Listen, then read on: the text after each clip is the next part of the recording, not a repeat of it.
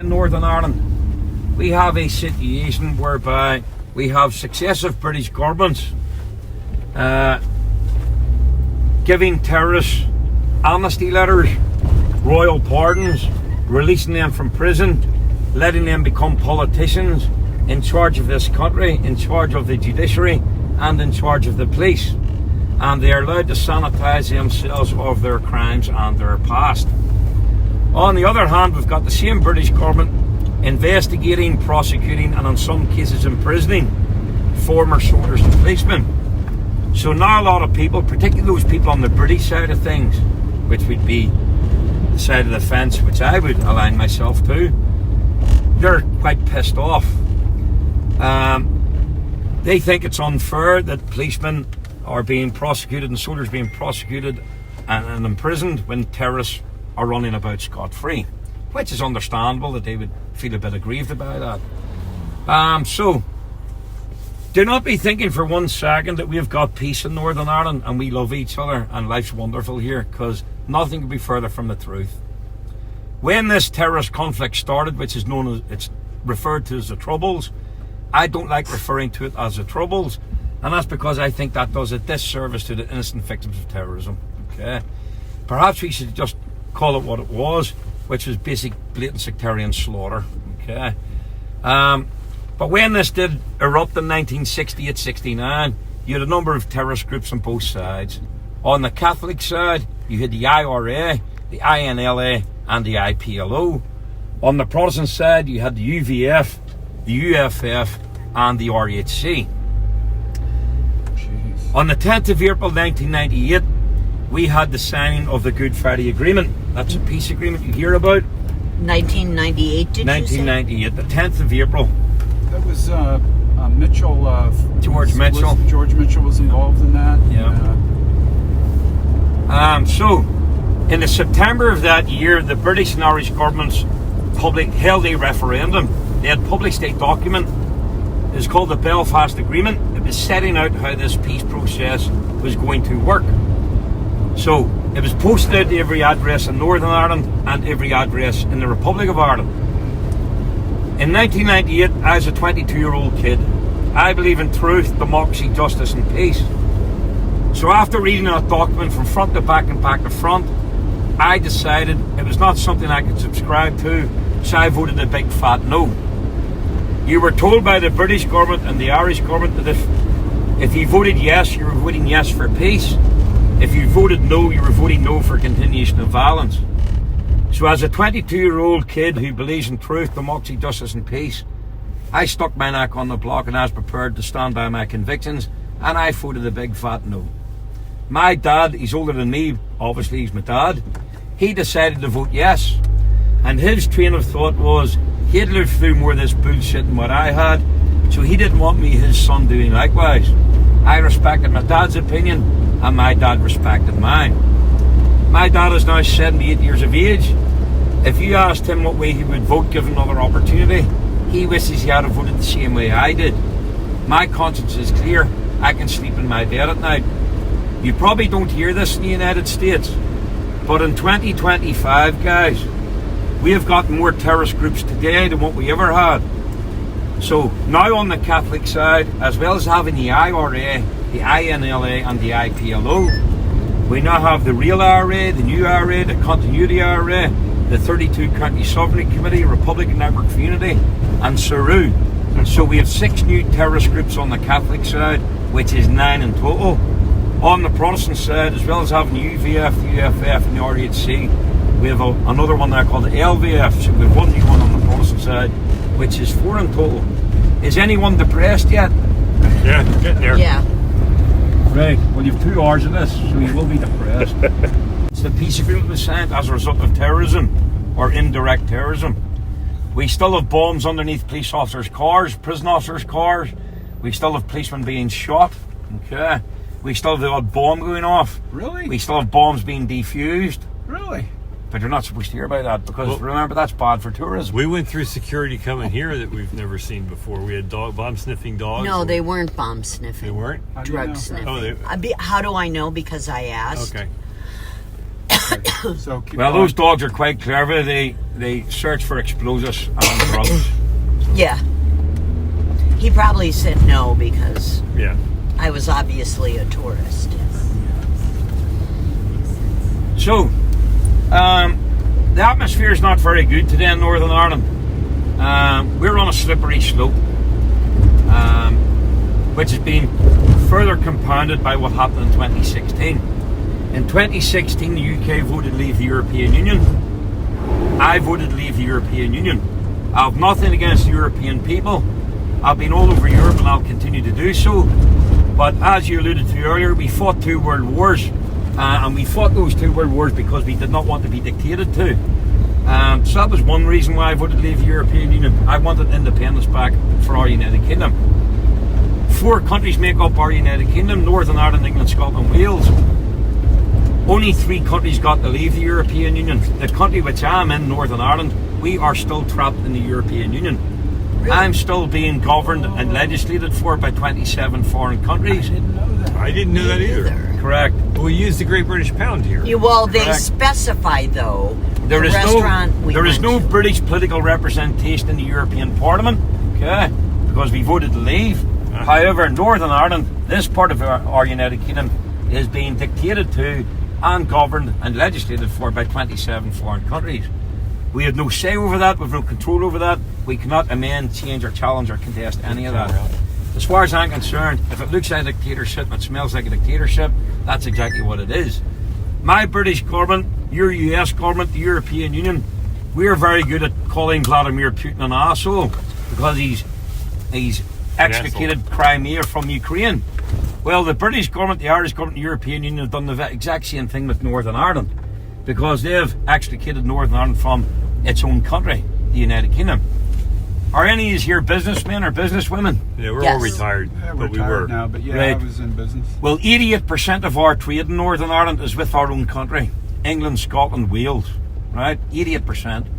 Only 12% of our trade is with our next door neighbours, a foreign country, the Republic of Ireland, and those 26 other EU member states. Wow. So we now have a trade border separating Northern Ireland from its own country to the detriment of 88% of trade to protect 12% of trade. Now this gets really complicated, right? And it's absolute hypocrisy here because anybody who lives in the Republic of Ireland, they can drive into my country, Northern Ireland, albeit it's the United Kingdom. They can buy anything, anytime, day or night, in any shop of their choice, and drive into the Republic of Ireland, the European Union, unhindered, unchallenged. 365 days a year. I cannot get goods from my own country, right, to protect someone else's market. So this is perverse. You guys in the United States, you can get steel from our British government, right? You can buy steel. Stated. Steel. Steel. Steel. From the UK, right? Which Northern Ireland is part thereof. So you can get steel from a UK manufacturer into your country, the USA, at a cheaper price than I can in the United Kingdom. So there's tariffs and levies imposed on goods and services coming from the rest of the United Kingdom into Northern Ireland. But we are told to accept that. We have to accept that. It's crazy. Can I ask a question? Yes. So you said that Northern Ireland stayed in the EU. So Correct. do you have to follow any rules, regulations, laws 100% of we Great do. Britain? Well, this is perverse here, right? On one hand, we're told that we're still part of the United Kingdom, Right. right? But I'm being governed. This is the only part of the United Kingdom being governed and legislated for by 27 foreign countries in the European Parliament. And we have no political representation in the European Parliament. So we're like a bastard child at the minute. Nobody wants to take care for us. Nobody wants to take responsibility for us. So we're like a rudderless ship on the high seas. So don't be surprised if this place deteriorates into a conflict again. Because people like me on the British side of things, we're pissed off. We're pissed off at this so-called peace process because this is not about peace. This is about appeasement. You cannot appease terrorism. The longer you appease terrorism, the likely consequence is you're going to get more terrorism.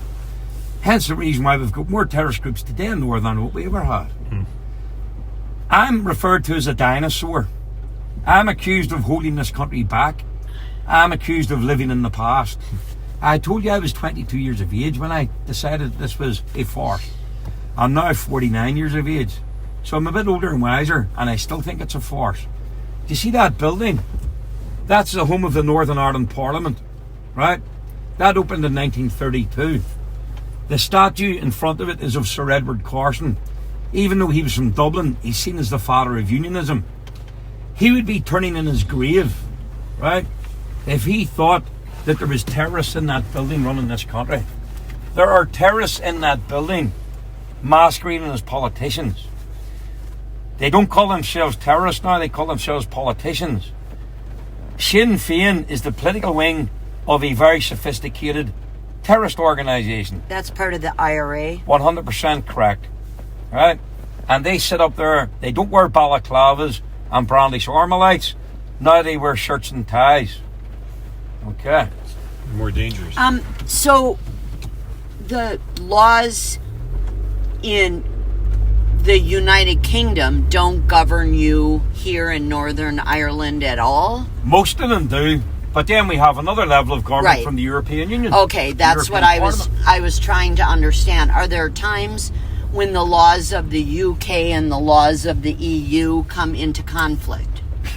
Every second of the day. Okay. Because how can my passport say I'm British, but I'm being governed and legislated for by 27 foreign countries without any political representation? Do you have political representation in, the UK government? That building, that's a British Parliament.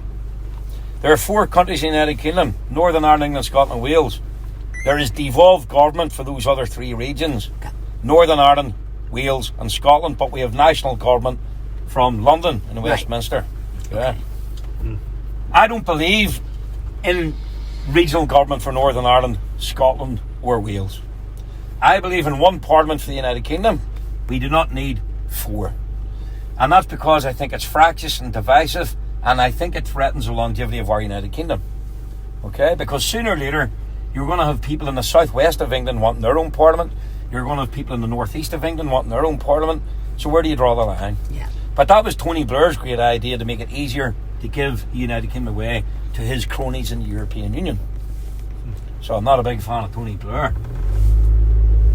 Because these people are globalists. They have no interest in their own country.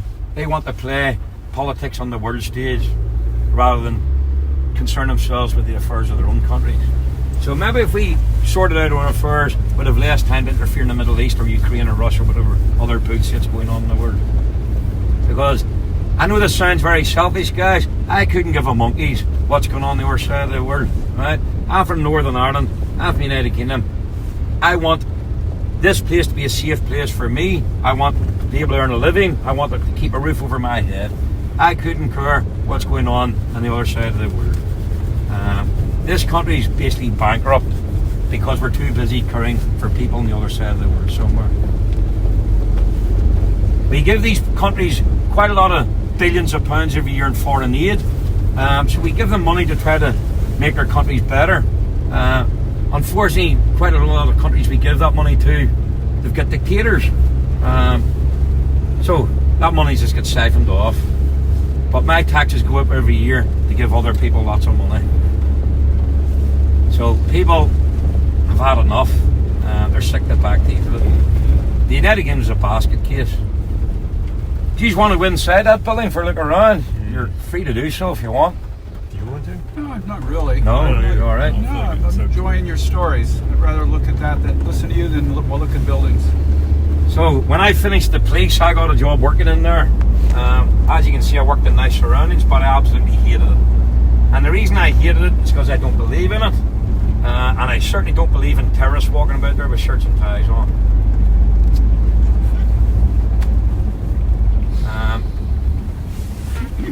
It's crazy what goes on today in Northern Ireland. But people don't know. People think this is some utopia wonderland where terrorists put down their weapons and they're nice guys all of a sudden.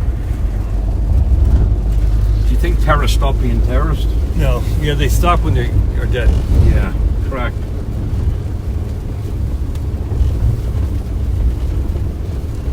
Now the first Prime Minister of Northern Ireland was James Craig, and he's entombed up there, just behind that fence.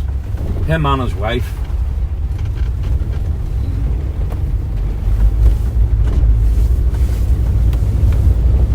So we're going to head over to the Falls and Shankill. The two most problematic districts in Belfast during this conflict were those two districts, the Falls and the Shankill. Shankill. Shankill means old church. The first recorded church in Belfast was recorded as being the Shankill district as far back as 600 AD, quite a long time ago. So the Shankill district is Protestant, Unionist, Loyalist, pro-British. The Falls district is in the opposite. It's predominantly Catholic, Republican, Nationalist and pro-Irish. If you hear me talking about Republican or Nationalist, I'm not talking about Republicans in a Republican Democrat sense. You're talking about like Irish the Catholics, yeah. IRA, Finn change. Republican Nationalists are just other terms to identify with Catholic areas, groups, or organisations. If you hear me talking about Unionist or Loyalist, there are other terms to identify with Protestant areas, groups, or organisations. So this is quite a nice part of Belfast. It's beautiful. Is this where all of the politicians live? Well, years ago this would have been doctors, barristers, solicitors, judges. Gotcha. Quite middle class people.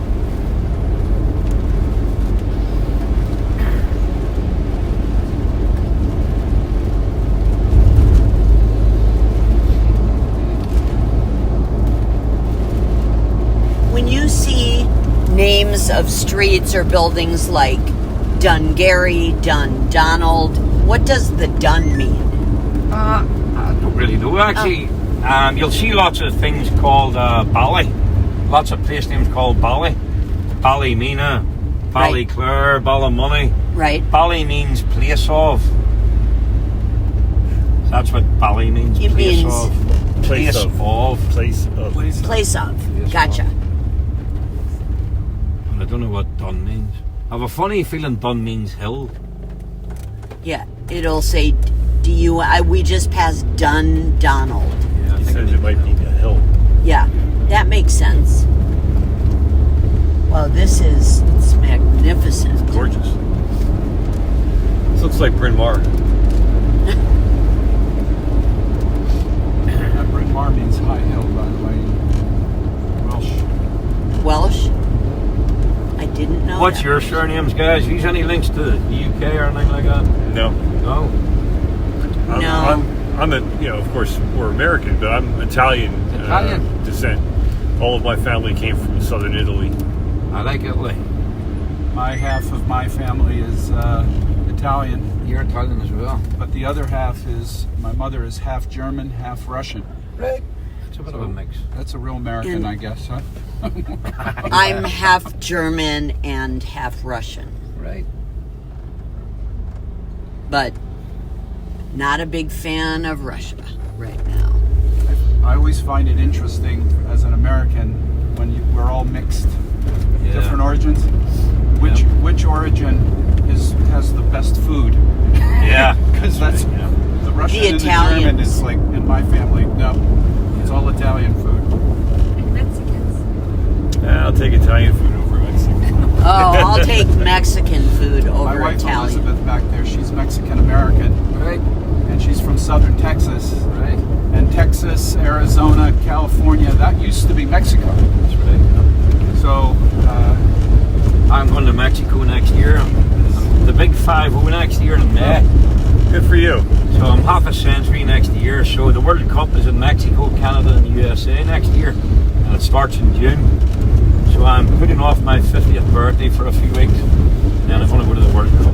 Where are you Mexico. going in the I'm going to base US? myself in Mexico. Mexico. I've never been to Celebrate Mexico. this year. Mexico City or I'm going to go down to, is it Playa del Carmen? Playa del Carmen. We live in Arizona, so we're on the border with Mexico, and a lot of people where we live vacation in Playa del Carmen. Yeah. It's supposed to be gorgeous. Yes, that's my plan. Pina coladas and tequila. Who's your favorite football team? I'm a Glasgow Rangers fan.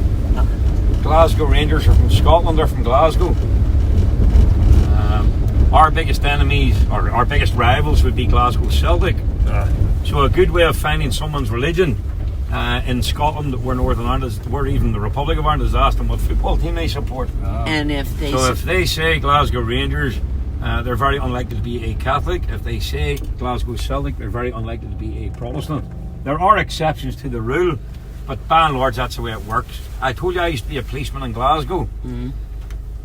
In many ways, Scotland is a far more sectarian country than what Northern Ireland is. Really? I used to be asked my religion almost on a daily basis. Really?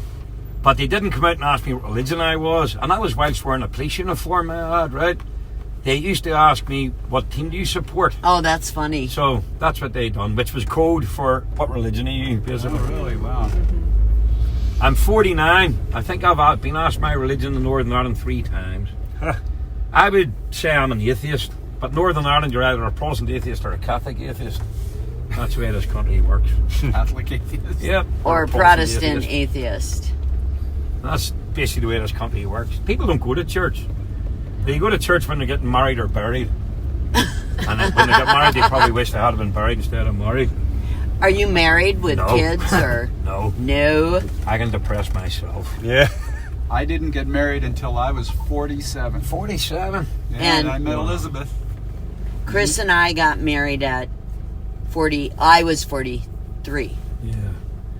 So when you become 47, look for a Mexican American. No, I might be persuaded to marry a Mexican when I go to Mexico next year. Know what I mean?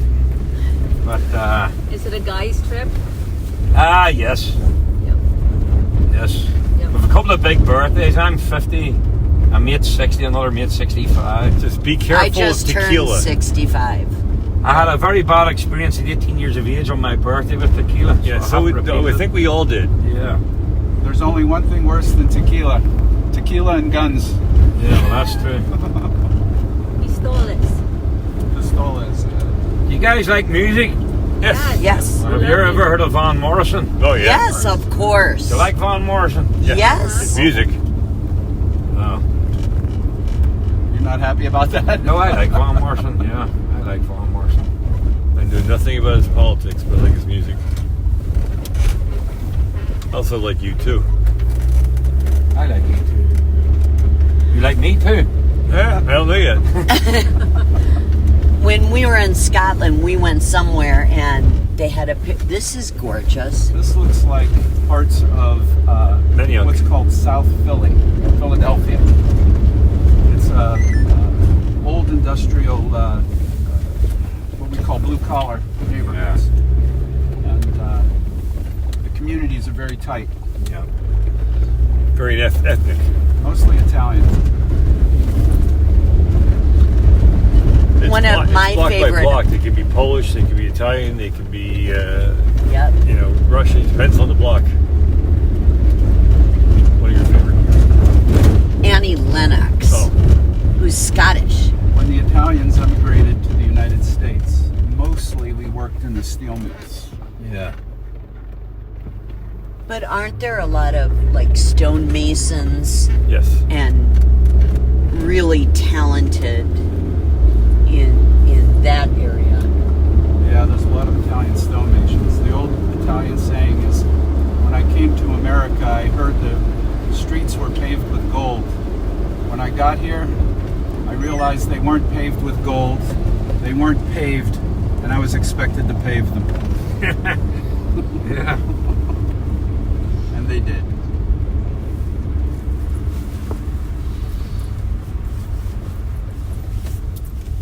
See, what I like about the USA is that people may migrate there from all around the world, and whilst they still keep their own nationality and their own identity, Yes. they still embrace the United States of America. Yeah, it's true.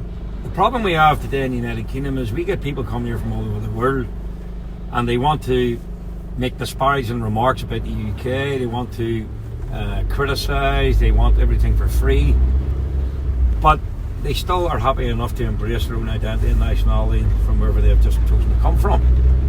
And at the end of the day, I have no problem people coming here to contribute to society, but the way I see things, we've got enough spongers in this country without importing them.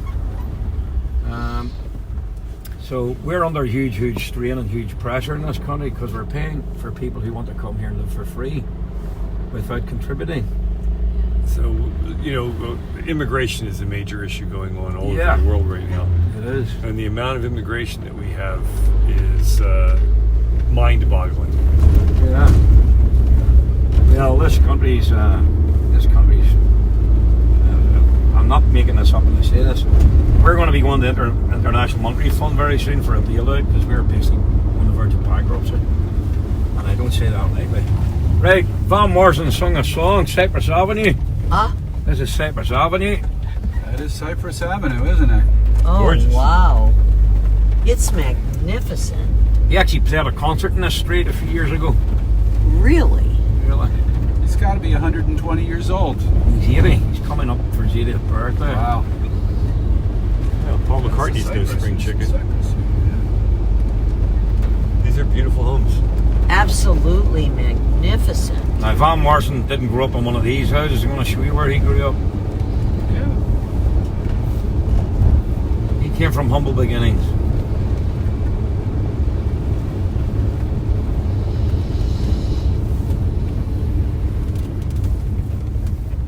My father, when he left high school, his first job was operating a pickling crane in a steel mill. Yeah. And he was way up in the top of the hot mill operating a crane where they would dunk metal into acid vats.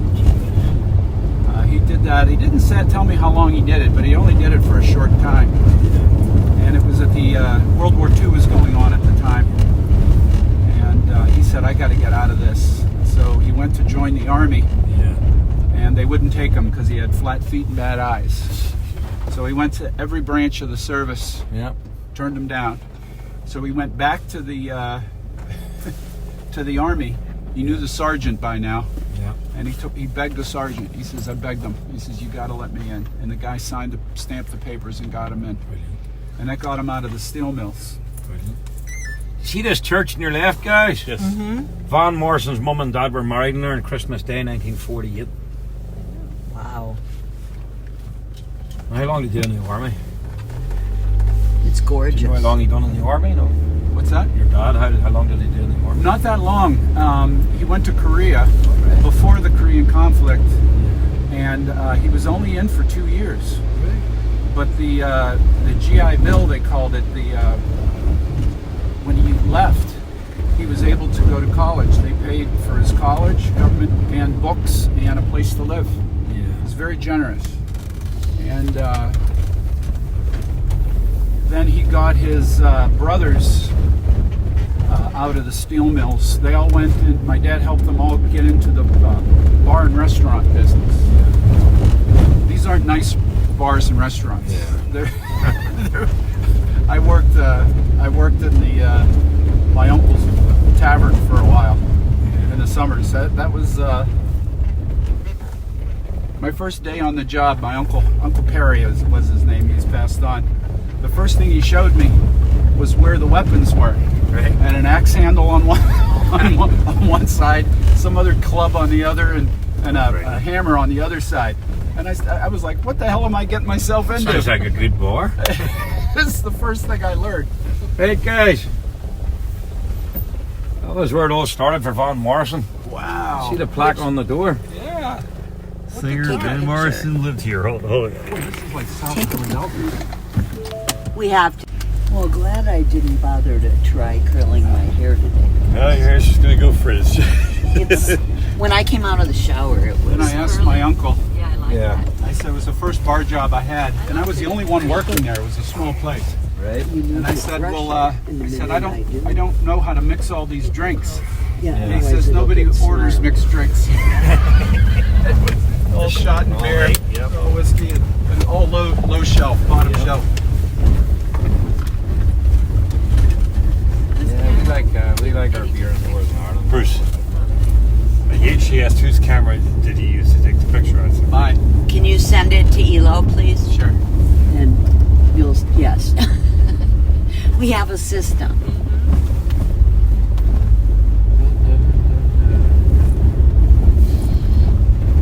So this district around here is called Orangefield. So he also sung a song called Orangefield. He used to play in a park up there called Orangefield Park. So, are there other religions here other than Protestants and Catholics? Yeah, with all the colours of the rainbow live here. Yeah. But the two main religions, well, the main religion is Christianity. Catholic Yeah. Protestant. Same in the United States. People are falling out of love with the church. Yeah. The church has done quite a lot of damage. When you say the church, I assume you mean the Catholic Church? Well, predominantly the Catholic Church, yeah. See that what's going on for a long time. Well, they've deserved a lot of the things that are going against them right now. Are you going to Galway?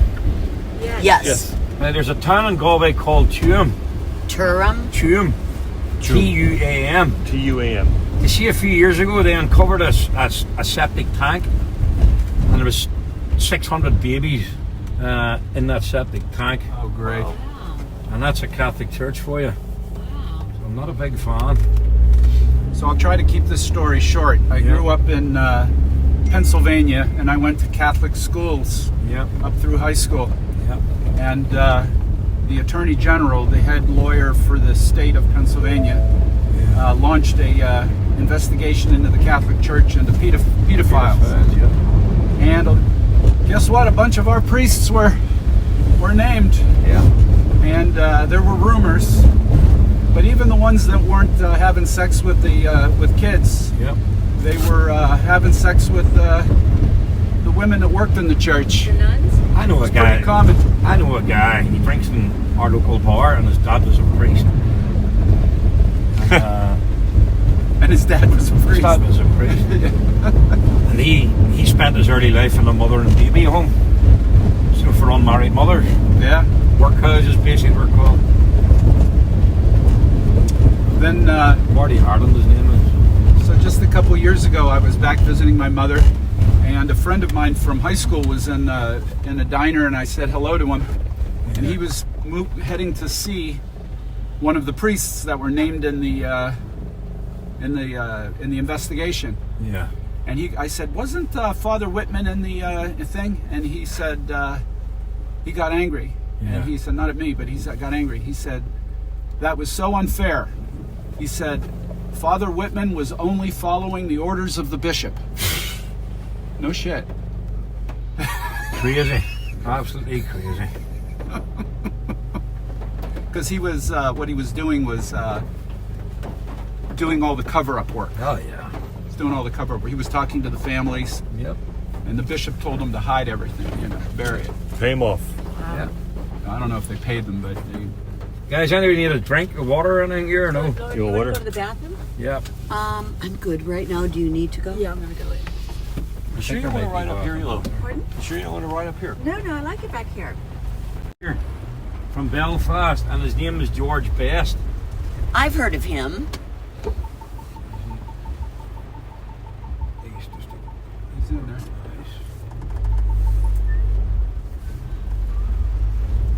So George Best, it all started for him. This guy's not the brightest, is he? Too busy playing with his phone. That's what he's doing. I hope that's... This house here, there's a plaque on the door. That's where George Best came from. Oh, okay. So he was the best soccer player. He used to call it soccer. He was the best soccer player in the world at one stage. He came from Belfast. It's horrendous weather today. Wow. Wow, Yeah, this is the hardest rain we've experienced yet. crazy. Well, because it's a political tour, I can tell you all this in advance, so don't be worrying, you'll not get wet. Wow. Need the sorrel boots I'm today. taking people up at Giant's Causeway tomorrow, so I hope it doesn't look like this. That's a mural of him on the wall over there, you can just make it out, see it? Yeah. Oh yeah, that's George Best over there. Ah. Now, driving around Northern Ireland, right? If you see anything British flags, Northern Ireland flags, anything red, white and blue, that is a good indicator you're in a Protestant neighbourhood. If you drive around Northern Ireland and you see anything green, white and orange, Irish flags, Palestinian flags. That's a good indicator you're in a Catholic neighbourhood. So you'll see Israeli flags on the Protestant side, you'll see Palestinian flags on the Catholic side. Really? What we're going to see today, when we're driving around these troubled districts of the Shankill and the Falls, on the Protestant side, you'll also see lots of imagery and murals of the First World War. We've just drove past an example. And the Second World War. You will not see any of that on the Catholic side. What you will see on the Catholic side will be imagery and murals to do with other situations and conflicts from around the world.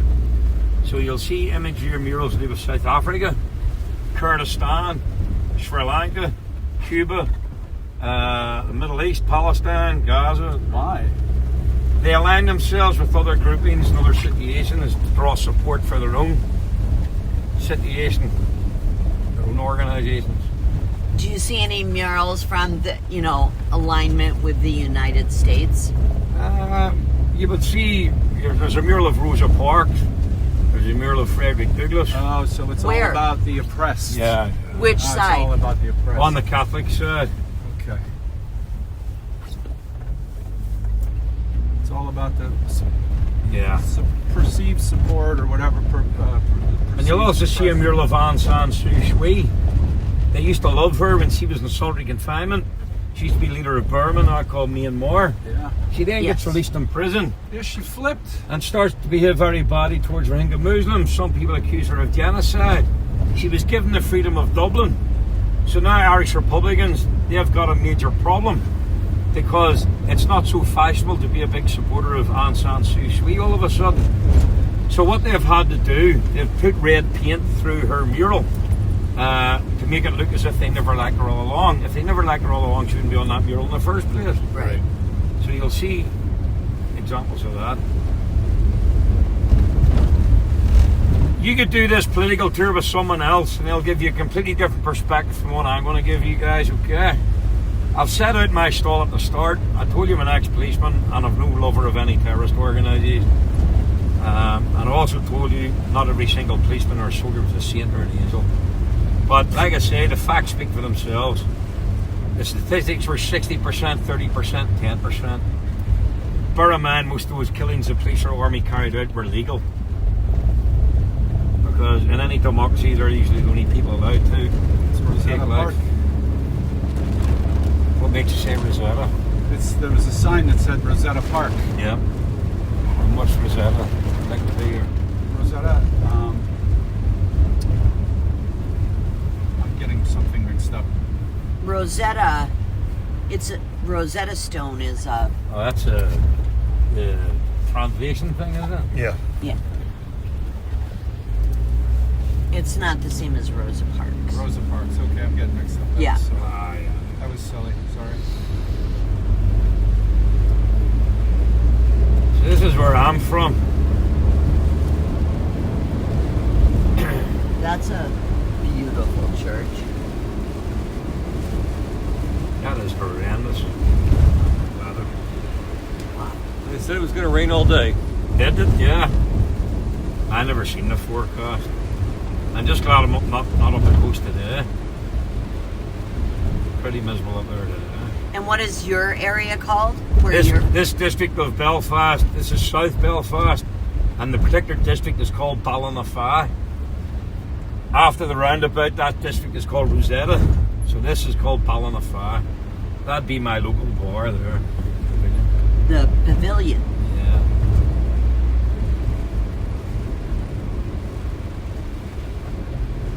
There's a river runs through Belfast called the River Lagan. So I've got the river on my doorstep. 10-minute walk. I'm in a forest park. I have a golf club down here to the right. I have bars, restaurants, cafes. I don't really need to be in the town because of everything on my doorstep. Are you a golfer? Well, I drink in golf clubs, but I'm not much of a golfer. I'm better at drinking. So my golf club's just up that street. Well, believe it or not, none of us are golfers. I used to be a big Bruce used to be. You really need to be playing about twice a week or something, be any good at it, don't you really? Yeah, you're absolutely correct on that. I used to golf 3 to 4 times a week. Yeah. I would get up at dawn before the sun came up. You must have been pretty good at it. I was good for a while, yeah. And I would meet at a golf course. They weren't even open, but Yeah. when you came off at about 8:30 in the morning, then you would pay your greens fees at that point. Yeah. And I would play 18 on the weekend, and I would play once or twice 9 after work. Wow, you were Wow, keen. Bruce. Yeah, it was pretty. I never maniacal knew time. that.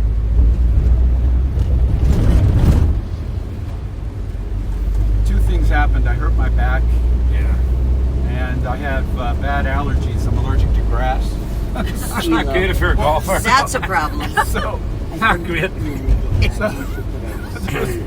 those two I was things. going to say it, but The other problem is that it takes up all your time. This is torrential. And I just thought, you know what, I'm done. And I just stopped. I'm so glad. More to life than this. We may just take off tonight, take off our pants. And just George put the Bush pants Sr. on the dry They used cycle to always joke. to dry them out. He would do 18 holes in If under they 2 get hours. They can't, but yeah. when That's, we're out. that's fast. He would almost run from mean- hole to hole. Actually put leggings on, which will dry Well, you can quicker play and golf. don't wrinkle. You can drink and play golf, but you can't play golf and drink. No. Which is why I prefer fishing, because you can sit and have a beer while you're waiting on a fish taking your bait. See, I skip all of that. I just go and drink. And you don't always have to put your hook in the water. Correct, yeah. Yeah. Is there after football? Hang on, Lloyd. That mural was to the women's IRA, so they had a women's wing. And it also had a children's wing as well. Lovely. What was your question, sorry? Other than football and golf, Yeah. what sports are popular here? Well, you've got football, you've got rugby. Rugby. The most popular sport in our United Kingdom is fishing. Really? Yep. Did not know that. A lot of people don't. What about tennis? Yeah, it'd be popular enough. It's too much work. Mostly middle class people play tennis. Do you guys over here have pickleball? No. Okay. It's coming. It's coming. It's like a almost mold. down there with terrorists. Yeah. It's a fungus. It'll grow It's everywhere. like- It's a cancer. It's like if you took ping pong and tennis and put them together, Yeah. you'd get pickleball. I guarantee it's definitely going to make it over. warning you, don't be tempted. Yeah. Don't even- be tempted. Chris played the first time and tore a groin muscle. Right? I'm a tennis player, and they don't mix. Yeah. So that's Belfast City Hall. That opened in 1908. When it was built, there was no expense spared. You can get a free tour in there, okay? I would suggest if you want out of the rain, do that. It's full of Italian and Egyptian marble. It's quite a nice building. This is, I'm sorry, the Belfast Belfast City Hall. Yeah. So, when the terrorists were putting their bombs around, Yeah. were they targeting anything specific, or was it just Yeah, you know, men, women, and children usually, and buildings which contain same. So bars, restaurants, cafes, supermarkets, bus stations. Weren't they bombing their own? Absolutely, that. A lot of people do not know. Irish Republican terrorists, which were the terrorists on the Catholic side, they actually murdered more Catholics than anybody else did put together. So they call themselves the freedom fighters and the protectors of the Catholic community. But they actually murdered more Catholics than anybody else did. You see that building says Danske on it? Yeah. That used to be the Northern Bank. The IRA robbed it of £26.5 million in 2004. That was the second biggest bank robbery in British history. wow. £26.5 million. That was our British government giving them their payoff. And that was a thank you for putting their guns, their bombs and their toys away. Because obviously terrorists can't give, or governments can't give terrorists pensions. So we have to pat them on the back and give them their leave the stage money. So they were allowed to do that. £26.5 million. You say it was the bank robbery was staged? It was allowed to happen. That was their leave the stage money. Thank you, boys. Really? Yeah. oh my So, and was Sinn Féin was one wing of the IRA. It's their political wing, but there's no separation. It's the same organisation. Uh-huh. It's just a bit difficult inviting the IRA to the White House or Downing Street whilst they're wearing balaclavas and brandishing assault rifles. So it's a bit easier on the eye letting them wear nice designer suits, The Sinn shirts and Féin. ties, yeah. But it's the same organisation. See, I thought that Sinn Féin was the opposite, was the darkest part, and did... No, the IRA was their military wing. Oh. Sinn Féin is their political wing. Gotcha. But it's the same organisation. Gotcha. But you don't get invited to many dinner parties wearing balaclavas and brandishing assault What's weapons. balaclava? The Balaclava is like a ICE is ski wearing mask, them. The ski basically. mask. Yeah. Oh. Like our... Yeah. Yeah, things that So it wouldn't be much fun sitting around a dinner party with somebody wearing a balaclava. So it's now better letting them wear shirts, ties, designer suits. That was balaclavas were used by in Crimea, That's right. Yep. and now they're used by ICE in. I the was going to United say, States. ICE in the United States.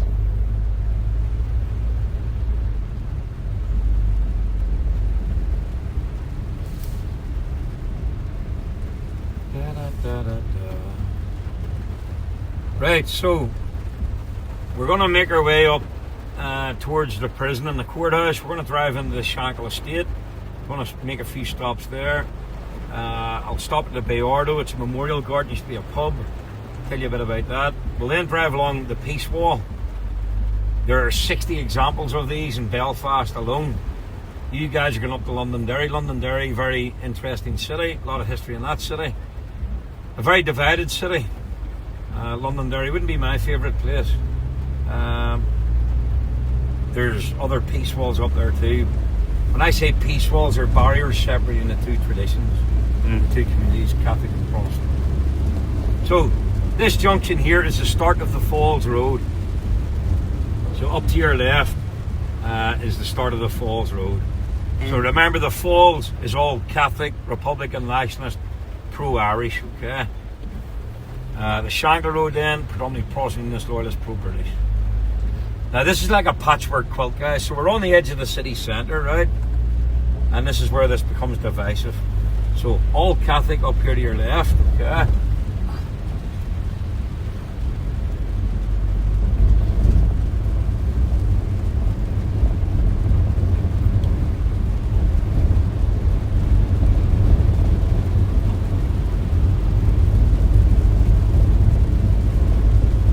All up to your left here, all Protestant.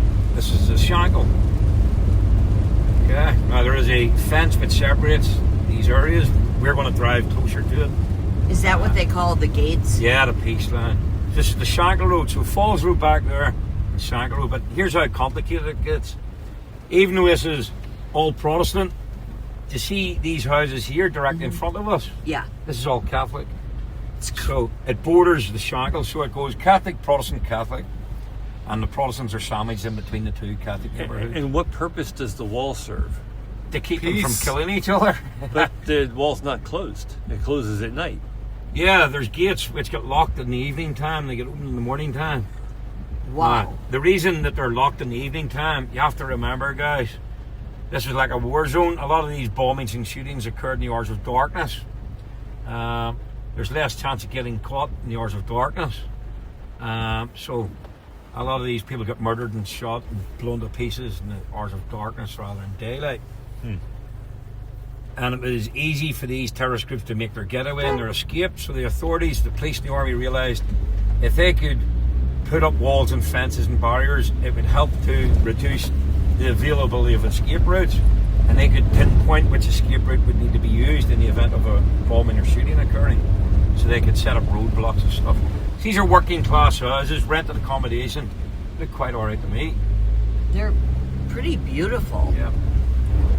Now these people would say they're repressed and victimised and discriminated against. But like I say, their houses look quite alright. Right. You're going to see a building. This will give you an idea how polarised Belfast is.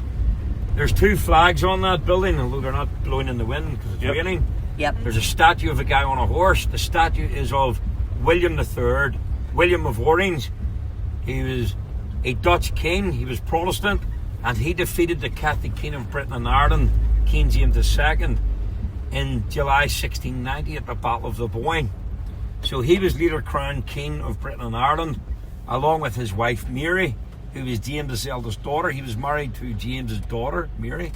So he actually defeated his father-in-law. Okay. So we have had a Protestant monarchy ever since in our United Kingdom. The British flag and the flag of Northern Ireland are on top of the roof. Every single window in that building is concreted over. And that's because people come across the Catholic side here and regularly try to set the building on fire.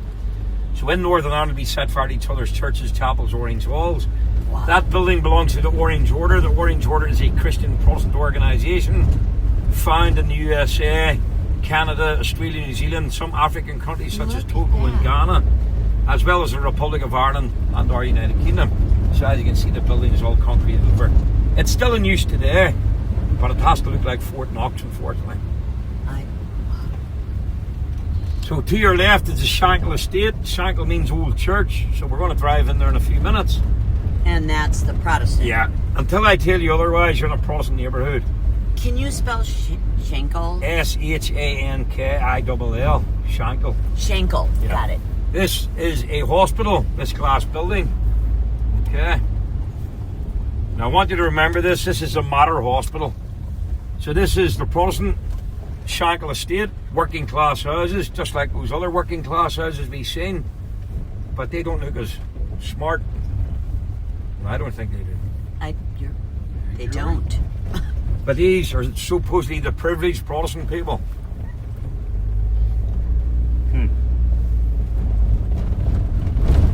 So you look down that street, you'll see flags outside people's houses. These people are very patriotic. The flag or the curbstones are painted red, white and blue, as you can see. Wow, every house has the British flag. So that would tend to be the case in June, July and August. Those 3 months of the year referred to as marching season. And that's when the likes of the Orange Order, Protestant people, Protestant organisations, they celebrate William's victory over the Catholic King with music, song, dance, plays, drama, other variations of the arts. Here's two murals here. Give you a bit of background.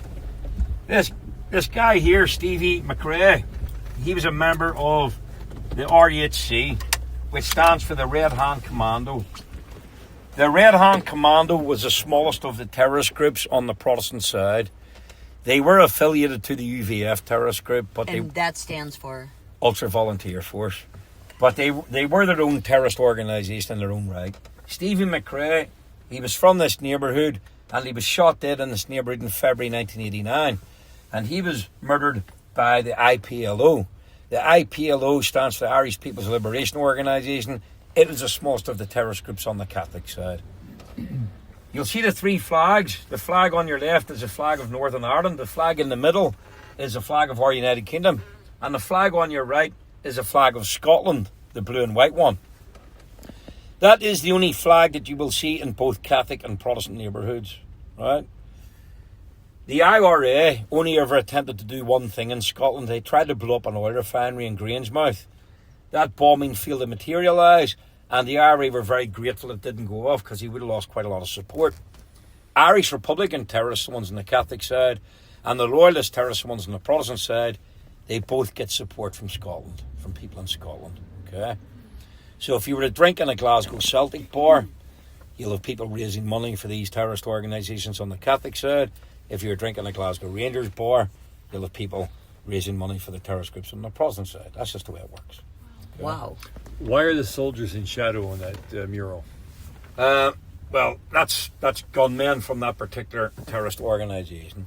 It's just like a silhouette. That was the compounds where they were held in the Maze prison, which was called Long Kesh. Okay. Right, the other mural then you can see there's two young boys. It says summer of '69. That's when this all started.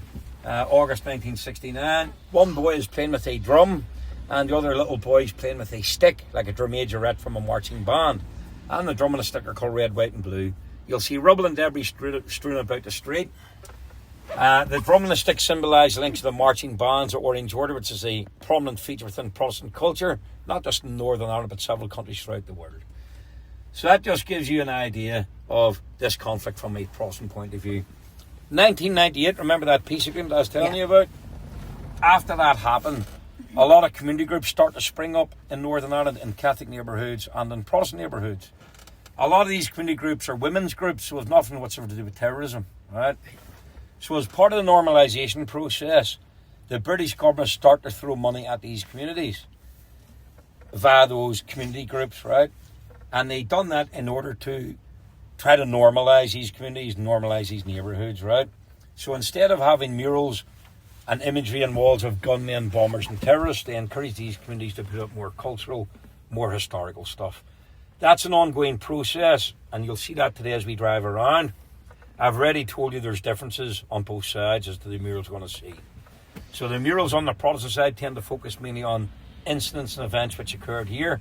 You will also see terrorist groups from the Protestant side and lots of imagery from the First and Second World War. Okay. On the Catholic side, you'll see that they align themselves from different groupings from around the world. Okay. Is there any group here that just wants the groups to be together? Well, they wouldn't want the terrorist groups to be together. No, not the terrorists, but the country? Protestants. Yeah.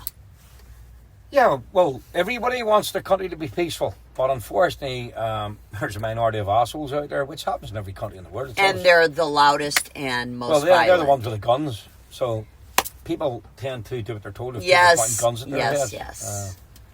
These terrorist groups have not gone away. Remember, I've told you that there are more terrorist groups today in Northern Ireland than what we ever had.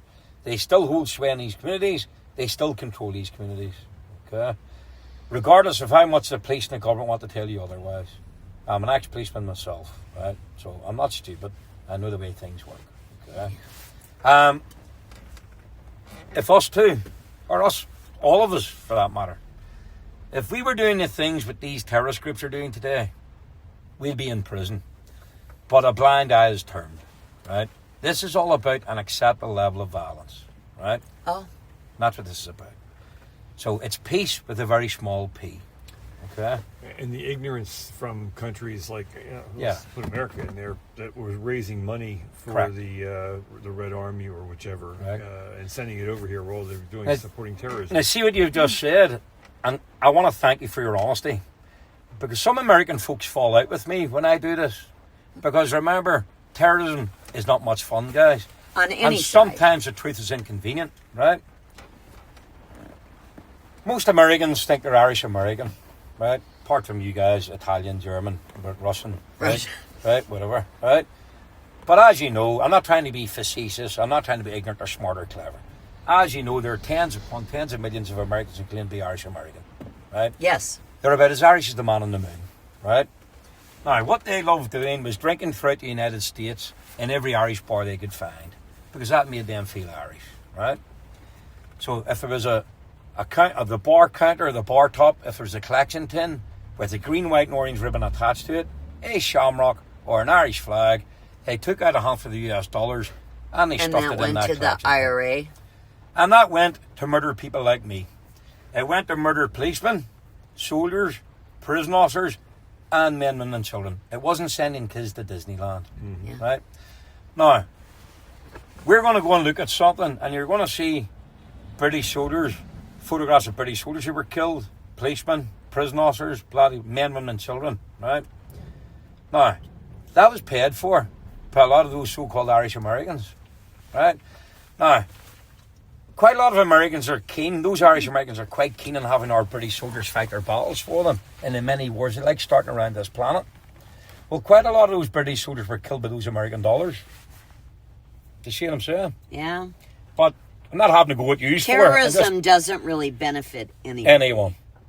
But thankfully you said that before I did, because this was what I was going to say to you later on, but you're already one step ahead of me. But that's just the truth. People come over here with big ideas about terrorism, right? I used to do tours for hotels in Belfast. One of the hotels was the Titanic Hotel in Belfast, right? I picked up an American couple in March, April time.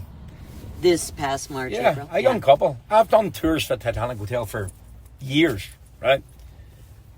They wanted to do a political tour. It's to do with the political conflict in Northern Ireland and the terrorist conflict. So it wasn't a tour of Disneyland, right? This is a couple in their early 30s, first time out of the USA. I took them on the tour. Doesn't matter what your religious belief is, what your political ideology is, what your political opinion is. I don't care, right? It's none of my business. I'm just telling you what happened here, right? So everybody gets the same story. Everybody's told the truth. The facts speak for themselves. Everybody knows how to work a laptop or a mobile phone. They get handed a business card and are told any concerns, any complaints, any questions, send me an email, we'll have a chat. Do you know how many people email me? Not too many. The only people that do email me is people wanting me to recommend them books to continue their knowledge or what this was all about, right? They went into the hotel after shaking my hand and paying me, told me everything was fine, went into the hotel and told the concierge that I made them feel Belfast was unsafe, right? Everybody gets told Belfast is a very safe city. Northern Ireland is a very safe country, right? But we have huge problems, right? Because we still have terrorism. It hasn't gone away. No matter how much they want to pretend that life's wonderful here, it isn't. I live here and I know these terrorist groups still exist. Right. So, Titanic no longer use me to do tours because you're not allowed to tell people the truth. As people coming into the country as tourists like us, just meandering around the city. Now, if Is you'd have it found a relative- different driver from me yesterday, you would have got told a completely different version of events than the events which I'm going to tell you today. Yeah. That's their prerogative. That's up to them, right? Oh, I totally get that. But like walking around the Yep. streets quietly here, are we relatively safe? Belfast is a very safe city. Even during the height of this terrorist conflict, this is one of the safest regions of our United Kingdom. To be a tourist? And that's because, do you see these terrorist groups, guys? The police didn't deal with things. It was these terrorist groups. Did they self-police these communities? Now, I don't condone terrorism, but I'm quite old-fashioned. I'm old school, right? And I'm quite old-fashioned in terms of justice, right? So, see if someone had broke into my grandmother's house, tied her to a chair and ransacked her home and maybe slapped her about the face or something like that, I would have very much preferred one of these terrorist groups to get hold of that individual rather than the police. Because you'll get a slap on the wrist by some sleepy old judge and you get told to behave yourself. Whereas during the bad old days, you would have got your kneecaps blown off, your ankles blown off, and your elbows blown off. That's a bit more of a deterrent, isn't it? Yes, it is. Now, it's not nice, but then don't ransack old age pensioners' houses. And that's why when people say that Northern Ireland was a very safe place, it wasn't. There was a lack of reporting of crime. Right. Because these terrorist organisations, for obvious reasons, didn't want policemen and soldiers walking through these areas to deal with a housebreaker or a burglar. Right? So they self-policed. That's the way this worked. Well, I certainly, and I think we all do, If you don't do anything wrong, you'll not get your elbows candor. blown off, your kneecaps blown off, or your hands blown off. So, doesn't make it right, but that's just what happened. So we're going to carry on. That's the old courthouse. Okay. Wow. That was built in 1850. It ceased operating as a courthouse in 1996. Opposite the courthouse, you've got the prison. And that's the former prison. You can see some of the cells, some of the windows in the cells. I would suggest you do a tour of this if you want to stay out of the rain tomorrow for a few hours. There's a bar and restaurant inside. You can get a meal in there or lunch. There's also a distillery in there, so you can taste some whiskey in there too. I imagine when it was a prison, there would have been a distillery in it as well. But there you go. Right, there's a tunnel underneath the roadway here.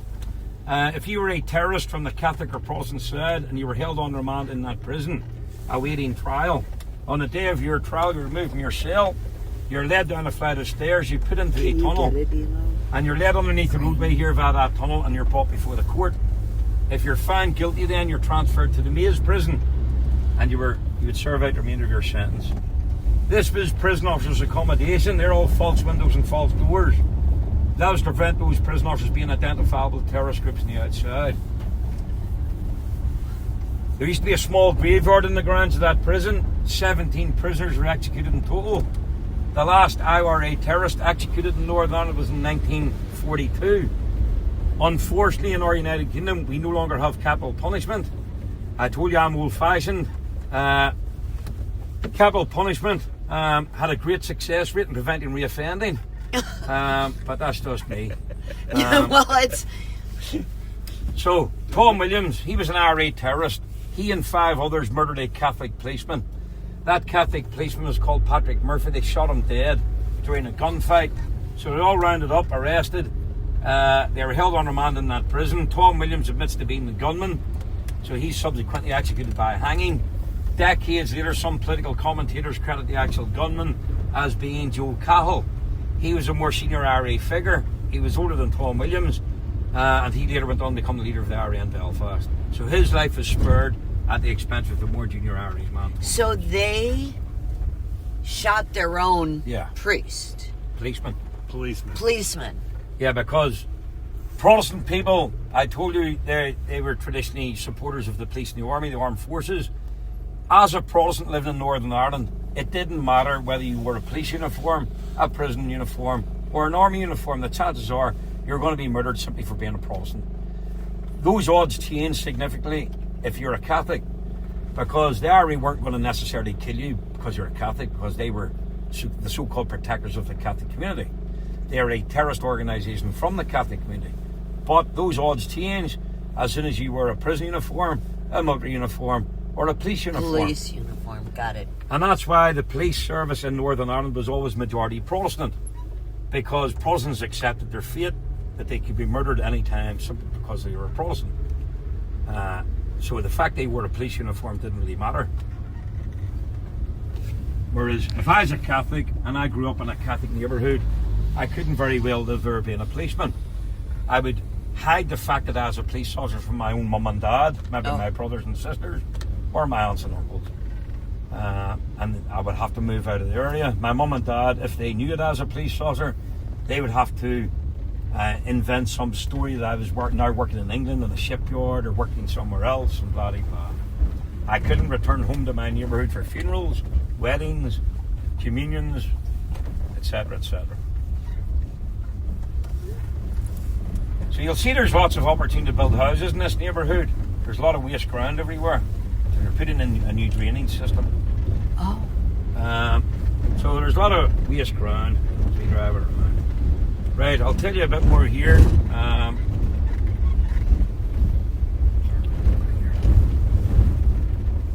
More tours going on.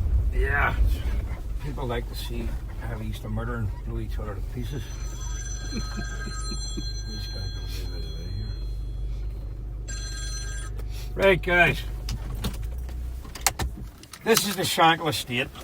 The Shankill's quite a large district, right? But the lower part was controlled and dominated by the UFF terrorist group, which stands for the Ulster Freedom Fighters. So that's a mural to this particular group on this wall here, okay? So, you can see the guy on the mural there. His name is Stevie McCaig. His nickname was Top Gun, right? He wasn't a fighter pilot in our Royal Air Force. He was a gunman, okay? His nickname was Top Gun, right? So he was very good at putting triggers. It's alleged that he murdered 19 people, okay? Now, you can see he dies in 2000 there, okay? Right? So you'd think that guy'd have the brains to move up to the left, but he's just... so anyway, you can see it in a minute, don't worry about it. That's all right. I'm just getting comfortable. We'll see it when they move. Yeah. So, he dies in 2000. Remember the Good Friday Agreement, 1998. It's 2 years previous, right? He was not killed by Irish Republican terrorists, okay? He was found dead in suspicious circumstances. Some people claim he was killed by his own side. Other people claim it was a drugs overdose. In 2000, a feud erupted here on the Protestant side between the terrorist groups on the Protestant side, the UFF and the UVF. The top part of the road we're going to go next was controlled and dominated by the UVF terrorist. V stands for? Ulster Volunteer Force. Versus Fighting Forces? Ulster Freedom Fighters. Freedom Fighters. Don't worry about initials and abbreviations just all yet. the same. They're terrorist organisations. They are on the same side, right? But they still fought with each other. That's no different to what was happening on the Catholic side. The IRA and the INLA would have fought with each other also, but they were on the same side. This is just power struggles within these neighbourhoods and within these organisations, right? So, he dies in 2000, right? He refused to get involved in that feud. He didn't think loyalist terrorists should be shooting each other, right? So, he's taken out of the equation. Now, the reason we have more terrorist groups today in Northern Ireland than what we ever had is because some of these terrorists in these organisations did not want peace. They seen this as a sellout by the respective terrorist organisations and by their respective governments, right? There was another loyalist terrorist on the Protestant side, Billy Wright. Tony Blair, remember him? Tony Blair. Former British Prime Minister George Bush's friend. Yes. Right? Tony Blair. So, Billy Wright disagrees with the peace process. He sets up his own terrorist organisation, which is the LVF, the Loyalist Volunteer Force. That's the new one we have today on the Protestant side. Tony Blair puts him in the Maze prison. That was the most maximum security prison in Western Europe, right? On the 27th of December 1997, Billy Wright finds himself shot dead in the most maximum security prison in Western Europe.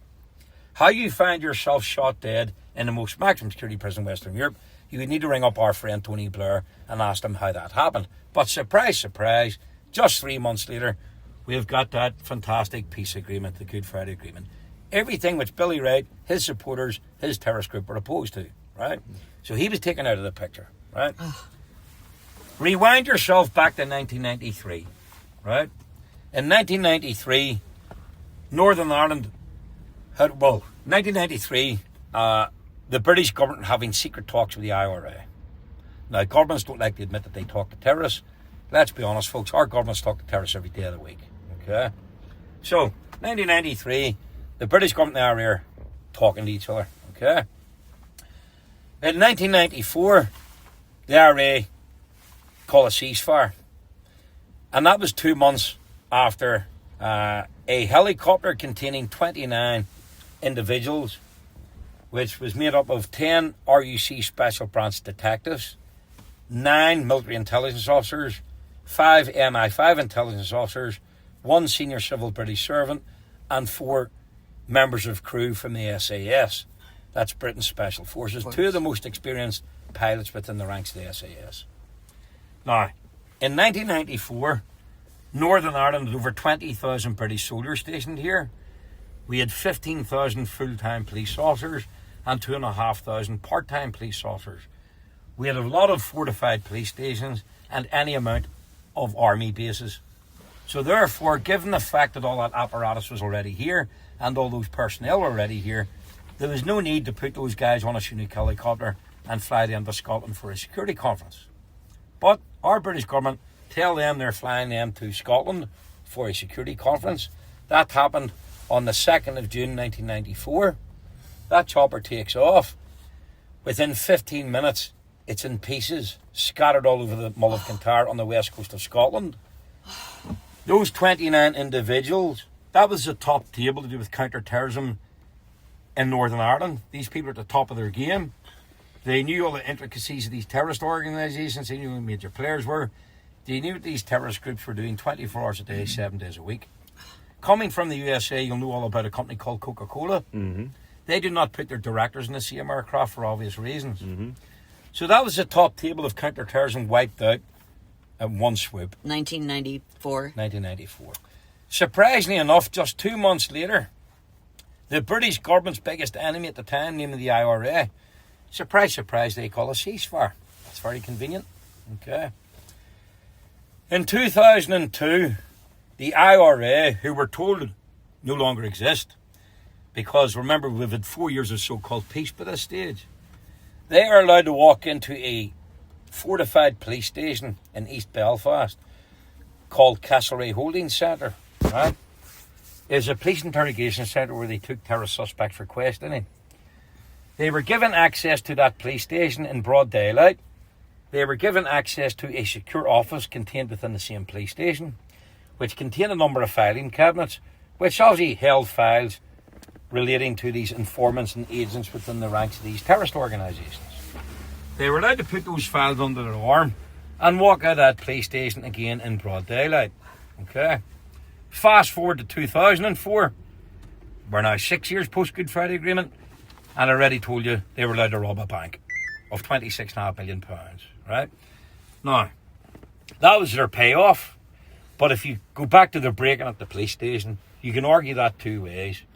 You can either claim that that was a masterstroke by the IRA, or you can claim that that was a masterstroke by our security intelligence services. I happen to think it was the latter of the two, right? And the reason for that is this. Could you imagine the debrief back in some safe house off the Falls Road there? When all those members of the IRA are pouring themselves a large whiskey each and high-fiving each other for a job well done. And everybody in the room sat around the table gets handed a file to read, which they've stolen, right? So as people start to read through the files, very quickly that descends into a scene from a spaghetti western.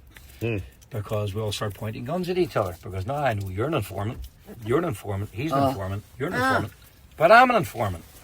So we're all turning guns on each other, right? So that was our British government via our security intelligence services telling the IRA, look guys, the game's up because you're all in unemployment. And that's what, this was a dirty game, guys. This was dirty. Nobody's hands were clean here. The police were involved, the army were involved, governments were involved, the Irish and the British, right? There was collusion on both sides of the border, right? It was a dirty game. Politicians were involved. It was dirty. And that's why they want to draw a line in the sand. Because nobody's hands were clean. Everybody's blood in their hands. Okay? And that's what this is about. So, we now just buy terrorists off, which is called appeasement. So it's about an acceptable level of violence. Wow. Okay? So don't be fooled into thinking that life here is wonderful. And we're all best buddies, because we're not. Right, the rain looks as if it's a bit easier. We'll get out and we'll have a chat over here. Anybody depressed? Yes. Good. Little You're depressed. supposed to be depressed.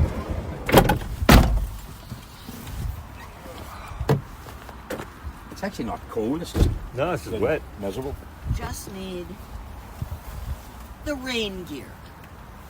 And I will go off.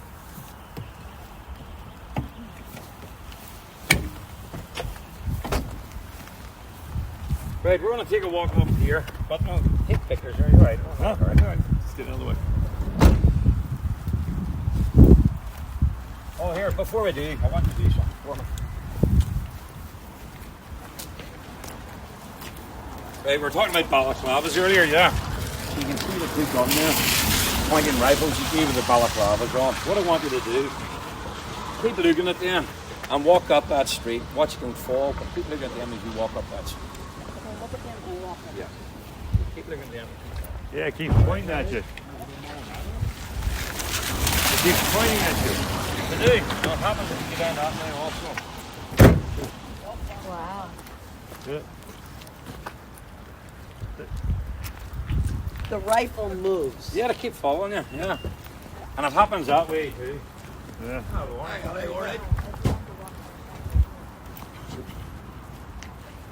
Are we going up here or following? Are we following you or are we?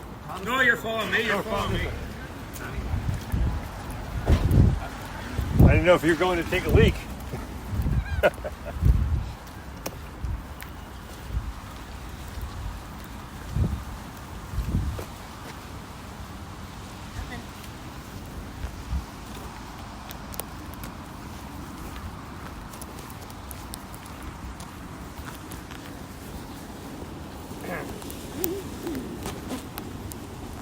Right, this was put together by this community, right?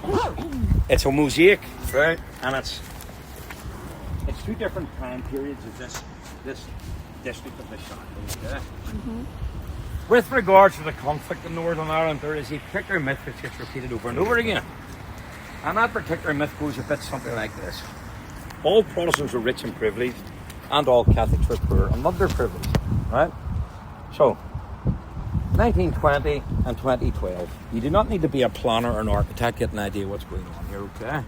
So, 1920, we'd have been stood where this dome is, and that's what this neighbourhood looked like, okay? People were very poor, right? These people didn't have a lot of money. It was just after the Great War, the First World War. These people had very large families, just like their Catholic counterparts, maybe up to 16, 17 children in a two-bedroom house. You had a tin bath, which hung outside on a yard wall. It was brought in once a week. That was bath night. You had an outside toilet enclosed in a rear yard, if you were lucky. If you were to ask for it, there'd be several toilets for the whole street. Okay? So, that gives you an example. Tightly packed streets, right? Full of people and kids and whatever. Belfast, very heavy industrialised city. Shipbuilding, aircraft manufacture, linen, textiles. rope works, tobacco factories, engineering works, provide all the tools and machinery for those types of industries. Population-wise, in 1920, in the Shankill district, you're looking at a population of around 40,000 people, right? 1969, that's where it all goes wrong, okay? Violence erupts in Londonderry. Londonderry is Northern Ireland's second city. You're going up there, okay? 30,000 Protestant people were forced out of that city. That's never spoken about. It's never written about. It's been rewritten out of the history books.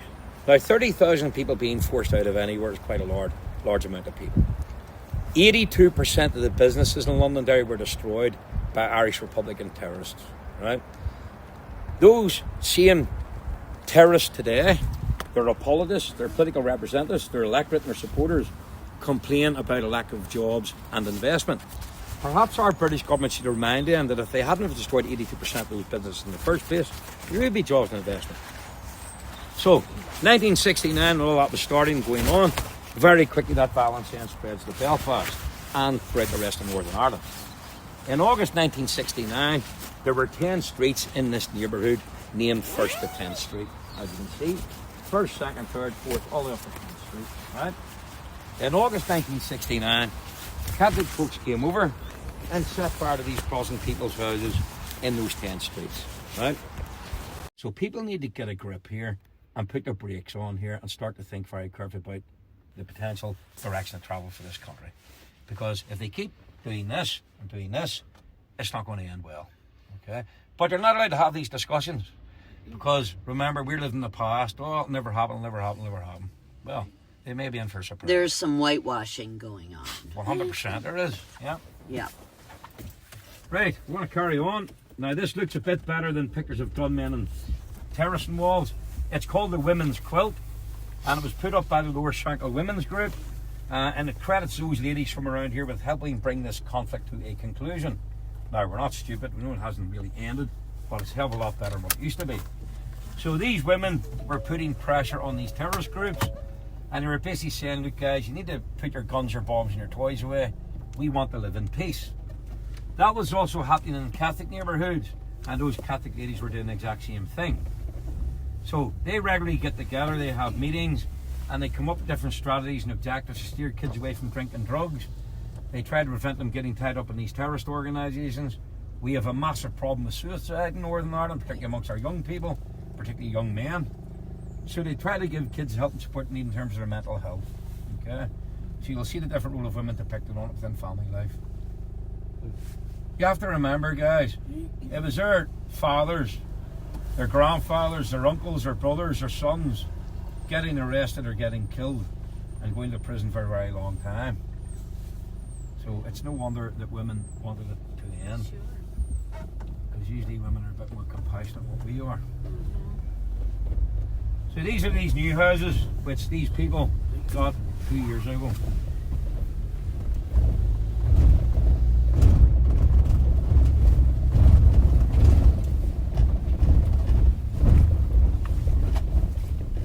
And for those of you who are depressed, I've got some whiskey in the booth. Do you have to be depressed to drink whiskey?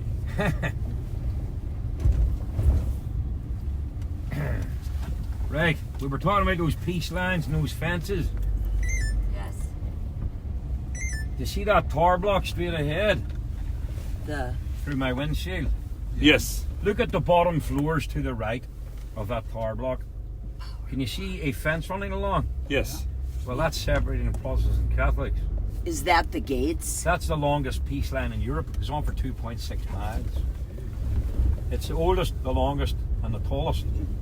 Now those are built by the English government, right? Yeah, the authorities, yeah, to segregate people. Well, there's no real choice.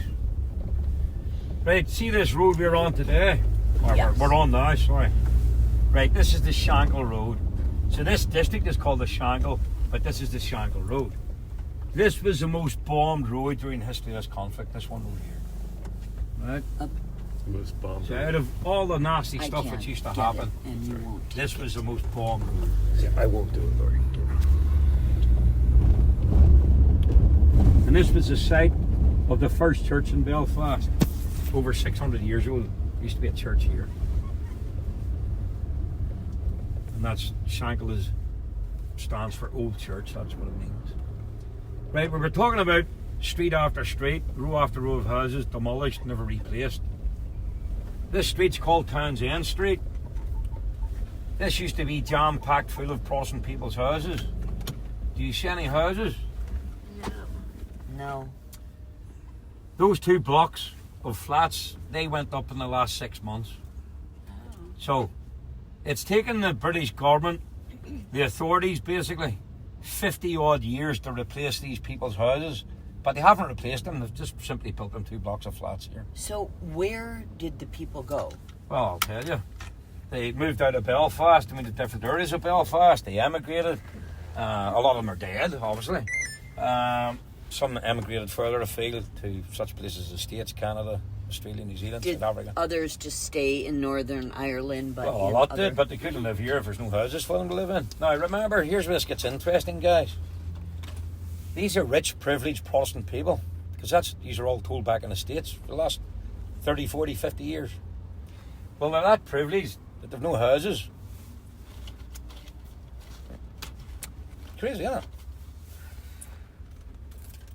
But remember, these were privileged people because they were on the British side of things, and the British government took them by the hand and treated them so well. Catholics were oppressed, discriminated and victimised, and they were seen as second-class citizens because the British government didn't treat them so well.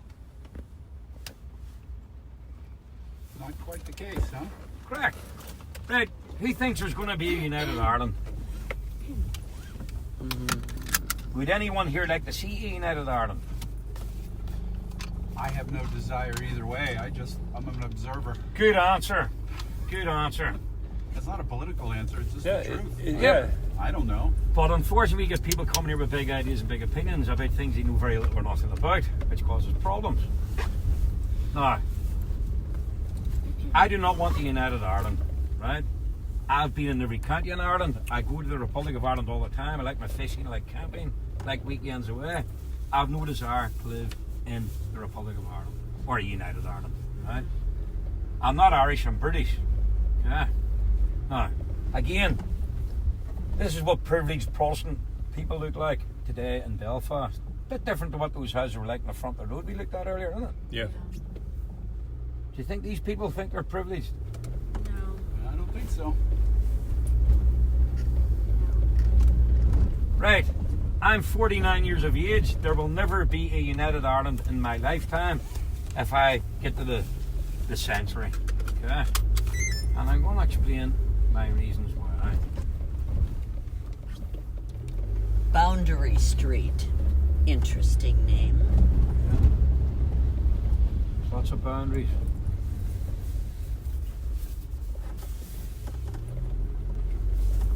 So remember that hospital, the glass building you looked Yes. at? Yes. What I want you to do, look down this street to your left. I'll try to go slow here. So that's that wall and fence. Oh, Yes. yeah. Oh. So that's how we live in the same city, in the same country. How are we going to live together in a country which half of us don't want to live in? Yeah. It's not really going to happen, is it? No. Right. I'm going to stop here. You've got a background. I don't know if the USA have that Swedish building furniture company called IKEA, do you? Yes. You do, right. Well, They're taking over the world. yeah, I think they are. Well, before IKEA existed, Northern Ireland had its own massive furniture store. And it was located right slap bang here. It was called the Balmoral Furniture Showroom. In 1971, the IRA decided it was a good idea to blow it up. So they killed a 17-month-old baby boy called Colin Nichol.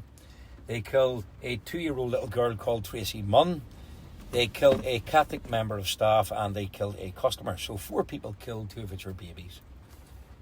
For over a decade, it remained rubble and waste ground. And then the authorities decided, I know what we'll do. We'll give these people a swimming pool. So this ugly building here is now a swimming pool, right? It was built in 1983. Now, this is on the Shankill Road. This is a Protestant neighbourhood. This is where Protestant people go to swim, right? Do you see that ugly building through the fencing here? Yeah. Looks. That's a flour mill. That's Andrew's flour mill. To the right of that, there's another swimming pool, but it's on the Falls Road. a Catholic neighbourhood, and that's where Catholic people go to swim. Right? Now, that glass hospital there, the Mater Hospital, the glass building, there's another hospital 400 metres away from here, over there, and it's the Royal Victoria Hospital. It's on the Falls Road. It's a Catholic neighbourhood. So people from here, the Protestant side, they feel a bit uncomfortable using the hospital on the Catholic side, and that's the same for those Catholic people using the hospital on this side. So we do not have racial apartheid in Northern Ireland, not yet, but we're heading in that direction. We've got religious apartheid in Northern Ireland. We've got separate schools, we've got separate hospitals, we've got separate swimming pools, doctor surgeries, dental practices, libraries. Now that's probably hard for you guys to fathom living back in the States. That's the reality of the situation, guys, right? Now, we're not stupid people in Northern Ireland. We're actually quite clever because we know not to trust governments, right? I have no love for the British government, but I'm British. But I've even less love for the Irish government, right? Now, I know and we know that the British government will get rid of us tomorrow morning, right? We know that. We're not stupid. Because whenever you're dealing with a divided society or divided community, that's pretty expensive. Because you need two sets of everything, right? Because we aren't capable of living together in some areas around Belfast and around Northern Ireland. This is repeated in different towns and villages around Northern Ireland. Londonderry is a very divided city. It's a majority Catholic Republican nationalist city. Is it divided by the river? Yes, you've got the city side and the water side. But there still people live. Is it divided then on each side again? Yeah. Well, if you go to the Fountain Estate, right, those people, how they live there, I have no idea. They're Protestant people, they refuse to surrender, they refuse to move. They still live there. On the city center even though their side? homes are attacked every night. But they just refuse to give in. That city refused to surrender in 1688 to 1689. That was the most fundamental siege in British and European history. That city never succumbed to defeat. So there's a never say die attitude in that city. And we were told on, I think, a tour in Scotland that there's a large U.S. military presence there, or there was. There was in Londonderry, yeah. There was. I told you yesterday there was almost 300,000 U.S. servicemen based in. Oh, Northern it was Ireland. you who Yeah, told it was us. me, Sorry. Yeah, it was me. That's what it was. Yeah. Right. So, who thinks there's going to be United Ireland then? No. Right. Forget about people like me on the British side of things. Right. We are the minority of the population. So whether you want to call those people Protestant, British, Unionist, Loyalist, they are the people who favour remaining British. They are the minority of the population. Catholic people, they are the majority of the population. Right? Now I'm talking about Northern Ireland here. Forget about the Republic of Ireland. Catholics are the majority Of here. the population in Northern Ireland. Right? Now, the majority of Protestant people identify as being British. The majority of Catholic people identify as being Irish, right? So forget about people like me on the British side of things, right? Leave us out of the equation. If there was a referendum tomorrow morning, right, and you ask those Catholic people in that referendum, do you want a united Ireland, or do you want to continue living in Northern Ireland as part of the United Kingdom, therefore British? What's their answer going to be? Didn't that already happen? Didn't Thatcher do that? Didn't Thatcher have a referendum? Oh. I would think they'd want to keep it the way it is. If the majority is... No. Oh, no. We're talking about the Catholic side. Oh, sorry. I don't switched know. I them. mean, if they're Catholic and they identify as Catholic and Irish, they would want to be part of Ireland, I would Yeah. think. Does anybody think anything different? No. Unless they thought the Irish government is not as stable and good as the British government. I don't know. Well, what you've just said and what you all agree with, right? I don't blame you all for coming to that conclusion, because this is what you've been conditioned to believing for 30, 40, 50 years, as the case may be. Nothing could be further from the truth, right? Now, this comes as a shock to people, because people automatically assume that most people in Northern Ireland want the United Ireland. We want to kick the Brits out of here and blah, blah, blah, blah, right? Bullshit, right? Now, I'm going to tell you why it's bullshit. I'm the minority of the population in Northern Ireland, and I'm on the British side. Catholic people are they identify as being Irish, and they are the majority of the population. If there's a referendum held tomorrow morning, the majority of Catholic people living in Northern Ireland today who do not identify themselves as British in any way, shape or form. They identify themselves as Irish. The majority of those Catholic Irish people want absolutely nothing to do with United Ireland. Why? Wow. Why? I'm going to tell you why. See this stuff? It's a great leveler, right? If you go to see your doctor anywhere in the Republic of Ireland, you know all about healthcare, you live in the United States of America. That bankrupts people in America, right? Yes, it does. So, if you go to see your doctor anywhere in the Republic of Ireland, as soon as you open this thing, you'll pay quite a lot of euros just to see your doctor. As soon as your doctor then prescribes you with medication or pills, you'll pay even more euros. And a week later, when you ring up your doctor and say, look, doc, these pills you give me are bullshit. I think my only option here is hospital. You will need to remortgage your house, right? If you have one, if you're lucky to have one, right? In Northern Ireland and the rest of our United Kingdom, that is all free at the point of use. Because we have a healthcare system called the National Health Service. Now, unfortunately, it's oversubscribed by people who come here from around the world and they get treated for free. And either they stay here or they bugger off and we all have to pick up the bill for it. Do they get treated even if they don't become citizens? Absolutely. That's why we're all pissed off in the UK today, because we're fed up paying for other people. We get people driving up from the Republic of Ireland. Go to hospitals here, walk into hospitals, have a sore knee, a sore leg. We patch you up, you drive back down home again. We'd have to pay for it. Wow. Right? So, that's reason number one, right? Why there's not going to be United Ireland anytime soon, right? Reason number two. Everything required to run this country, Northern Ireland, your health sector, your education sector, your police, your fire service, your water, your sewage, that is all currently funded today by the British government. That is all organised and managed by the Northern Ireland Civil Service. So these are British government jobs in Northern Ireland, right? Whenever the Northern Ireland Civil Service are advertising for a job, right, particularly in relation to healthcare or education, right, at the bottom of the advertisement it says, we welcome applicants from the Protestant community. We are currently underrepresented by members of the Protestant community, right? So something's not stacking up here, because for the last 50 or 60 years the world's been told that Catholics are discriminated against, they are oppressed, they are victimised in terms of housing, employment, jobs, blah de blah de blah. Well, I've just showed you quite a difference in terms of housing, right? Now, when people try to argue with me, they go, yeah, but you already told us that Catholics are the majority of the population, so it's common sense it would be more Catholics in employment than what there was Protestants. Well, do you remember when Protestants used to be the majority of the population in this country? And there was more Protestants in employment than there was Catholics? That was called victimisation, oppression, discrimination. But now nobody mentions that. Interesting. Now, imagine I'm called Seamus or Patrick, and I'm the biggest Catholic since the Pope. I've got a sore knee, I've got a sore hip, and I've got a British government job in Northern Ireland. And tomorrow morning we're having a referendum on the United Ireland. What way am I voting? Oh, You're going to keep your job. you're gonna Pretty stay simple, here. isn't it? Yeah. And that's what it's about, guys. It's about this stuff. British pound sterling. Now, you're going to go up to Londonderry, right? That city's been called Londonderry from 1602. People today in Northern Ireland, from the Catholic Irish Republic and National side, they refuse to call it Londonderry. They call it just It Derry. offends them. The word London offends them, supposedly.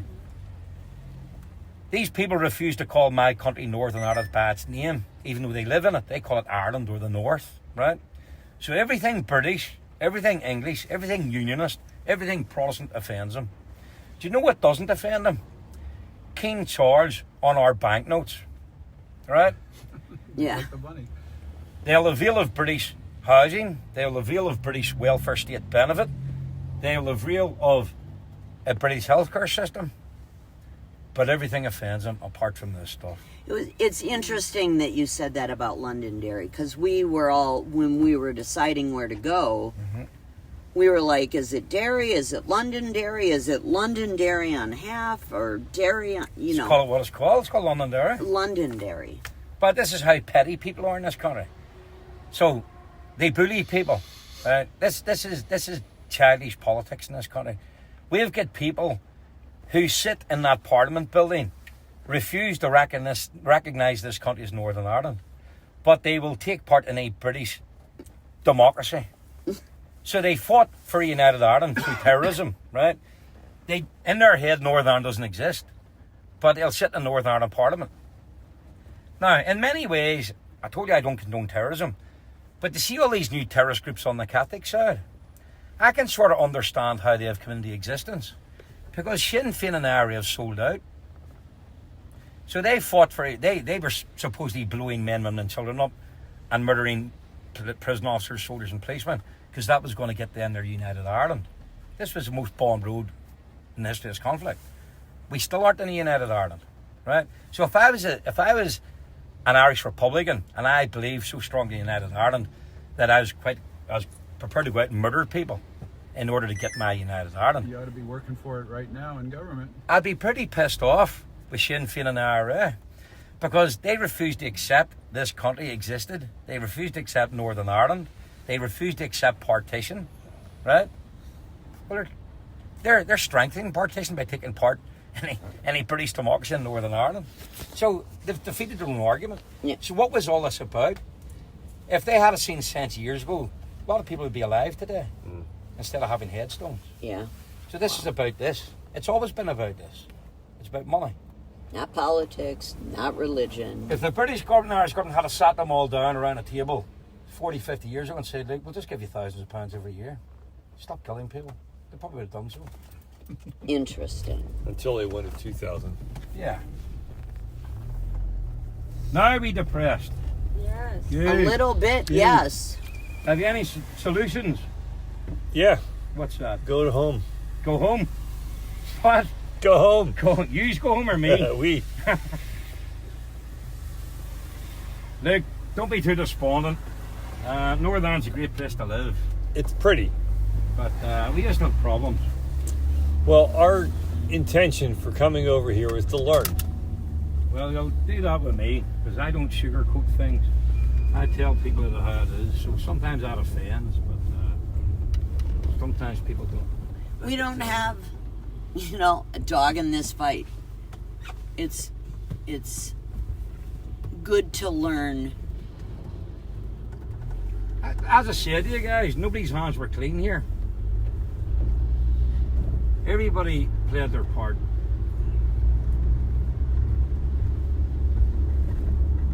Whether that was not even ringing the police to report on things which you knew were going on in your communities. A blind eye was turned. These are the British people that you were talking about Yes. that were killed. This is the Shankill Road. So we're going to stop here at the pub. On the 13th of August 1975, there's a bar on your left called the Bayardo. A car with 3 IRA terrorists in it arrived at that bar. Like, I could get a bus through there, turn left. Come on. You can get a bus through there, can you, like?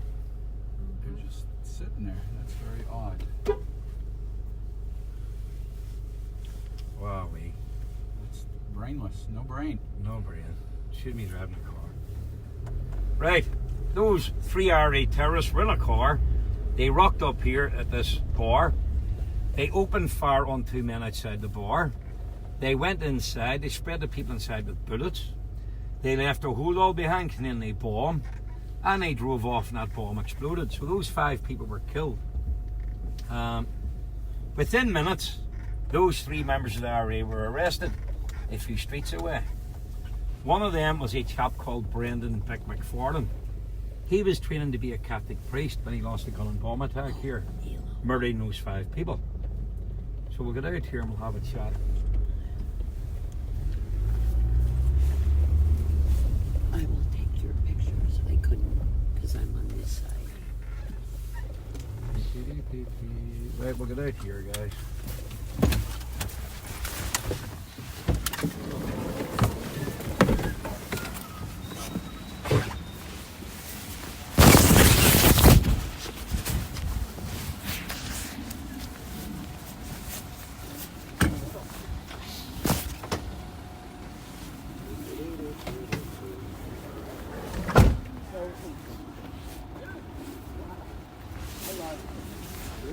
I can't help thinking about the massive parallel to the United States. Well, no. It'd be with Israel and the Oh, yeah. Palestinians.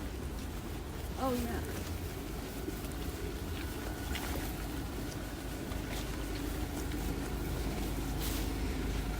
yeah. Your texts were blowing up. What's that? Your texts were blowing up. They were getting a lot of them.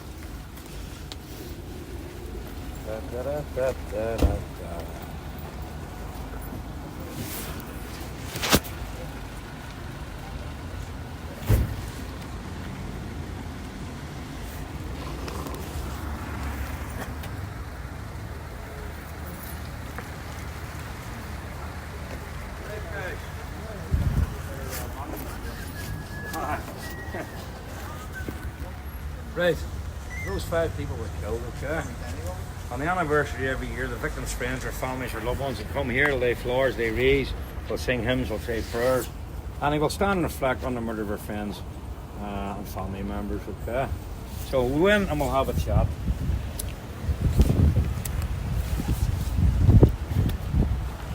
Right, we were talking about Sinn Féin. Sinn Féin is no ordinary political party, it's a political wing of a terrorist organisation. But they're not allowed to say that, but I do. Okay.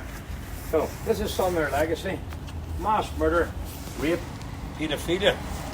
Have you ever heard of a guy called Gerry Adams? Of course, yeah. Gerry Adams was a senior member of the IRA. Yeah. He was also the leader of Sinn Féin. He had a brother called Liam. Liam had a daughter called Anya. So he sexually abuses his own daughter, who's Gerry Adams' niece. Gerry Adams covers up the sexual abuse of his own niece, gets his brother across the border to the Republic of Ireland, and gives him a job. He's eventually arrested. He's extradited back to Northern Ireland, and he went to prison for a bit. He's now dead. Right, this is Brendan Vic McFarlane. So, this guy was training to be a priest. This is one of the IRA gunmen responsible for the murder of those 5 people with a gun and bomb attack on this bar. So he would identify himself as an Irishman. He would want a united Ireland, but he's quite prepared to murder Irish people to get his united Ireland. Right? Do not be thinking for 1 second that Irish Republican terrorists only murdered Protestant Unionist loyalist people during this conflict. I already told you they murdered more Catholics than anybody else did. You cannot get much more Irish than an Irish soldier. This is Private Patrick Kelly from the Irish Defence Forces, the Irish Army, shot dead on the 16th of December 1983 by him, the same guy training to be a Catholic priest. Also shot dead that same day was a 23-year-old policeman. He was just a trainee policeman. He was called Gary Shane. Shot dead again by him. So Sinn Féin and the IRA are very good at flying to America and going to Washington, Boston, New York, Chicago, anywhere where they can brainwash people and tell their Irish American friends about how much they want a united Ireland. They're not so good at telling their Irish American friends about how they're very good at murdering Irish policemen, Irish soldiers, Irish prison officers, and Irish men, women, and children. This is Enniskillen, Remembrance Sunday 1987. As people were gathered at the cenotaph in Enniskillen Town Centre to remember the dead from the 2 world wars and other conflicts around the world, the IRA exploded a bomb. 11 people were killed on the day. 12 victims died many years later after being in a coma. What a lot of people do not know is that 18 miles away from Enniskillen, a little village called Tullyhammon, there was a much larger bomb due to go off. If it had went off, this would have looked like a tea party in comparison. Most of the victims would have been children. And the only reason it didn't go off, a farmer drove down the street in his tractor. His tractor car caught the command wire, which severed it, which meant that bomb could not be detonated in the first place. So a stroke of luck. Right, this is London. This is not IRA terrorism, this is Islamist terrorism. So Islamist terrorists blew up 3 tube trains and they blew up a bus. 52 people were killed, 700 people were injured.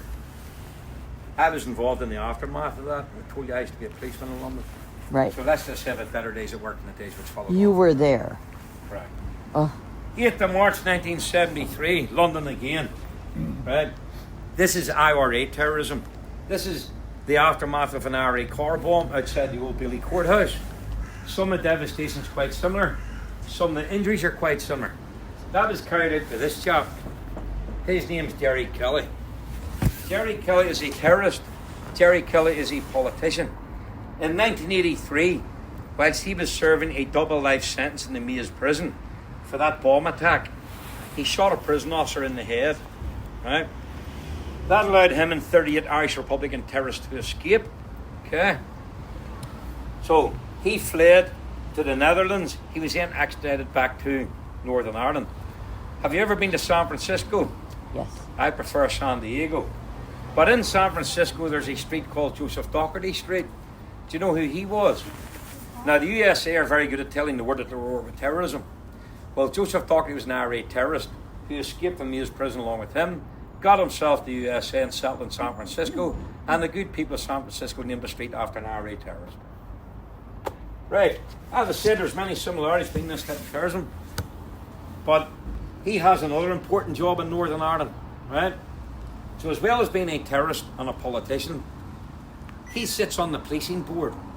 Our chief constable, the head of the police in Northern Ireland, he goes to monthly meetings of the policing board, whereby he tells politicians what his police officers are doing to prevent attack crime, reduce the fear of crime, and to reassure our general public. Well, our chief constable is accountable to a terrorist.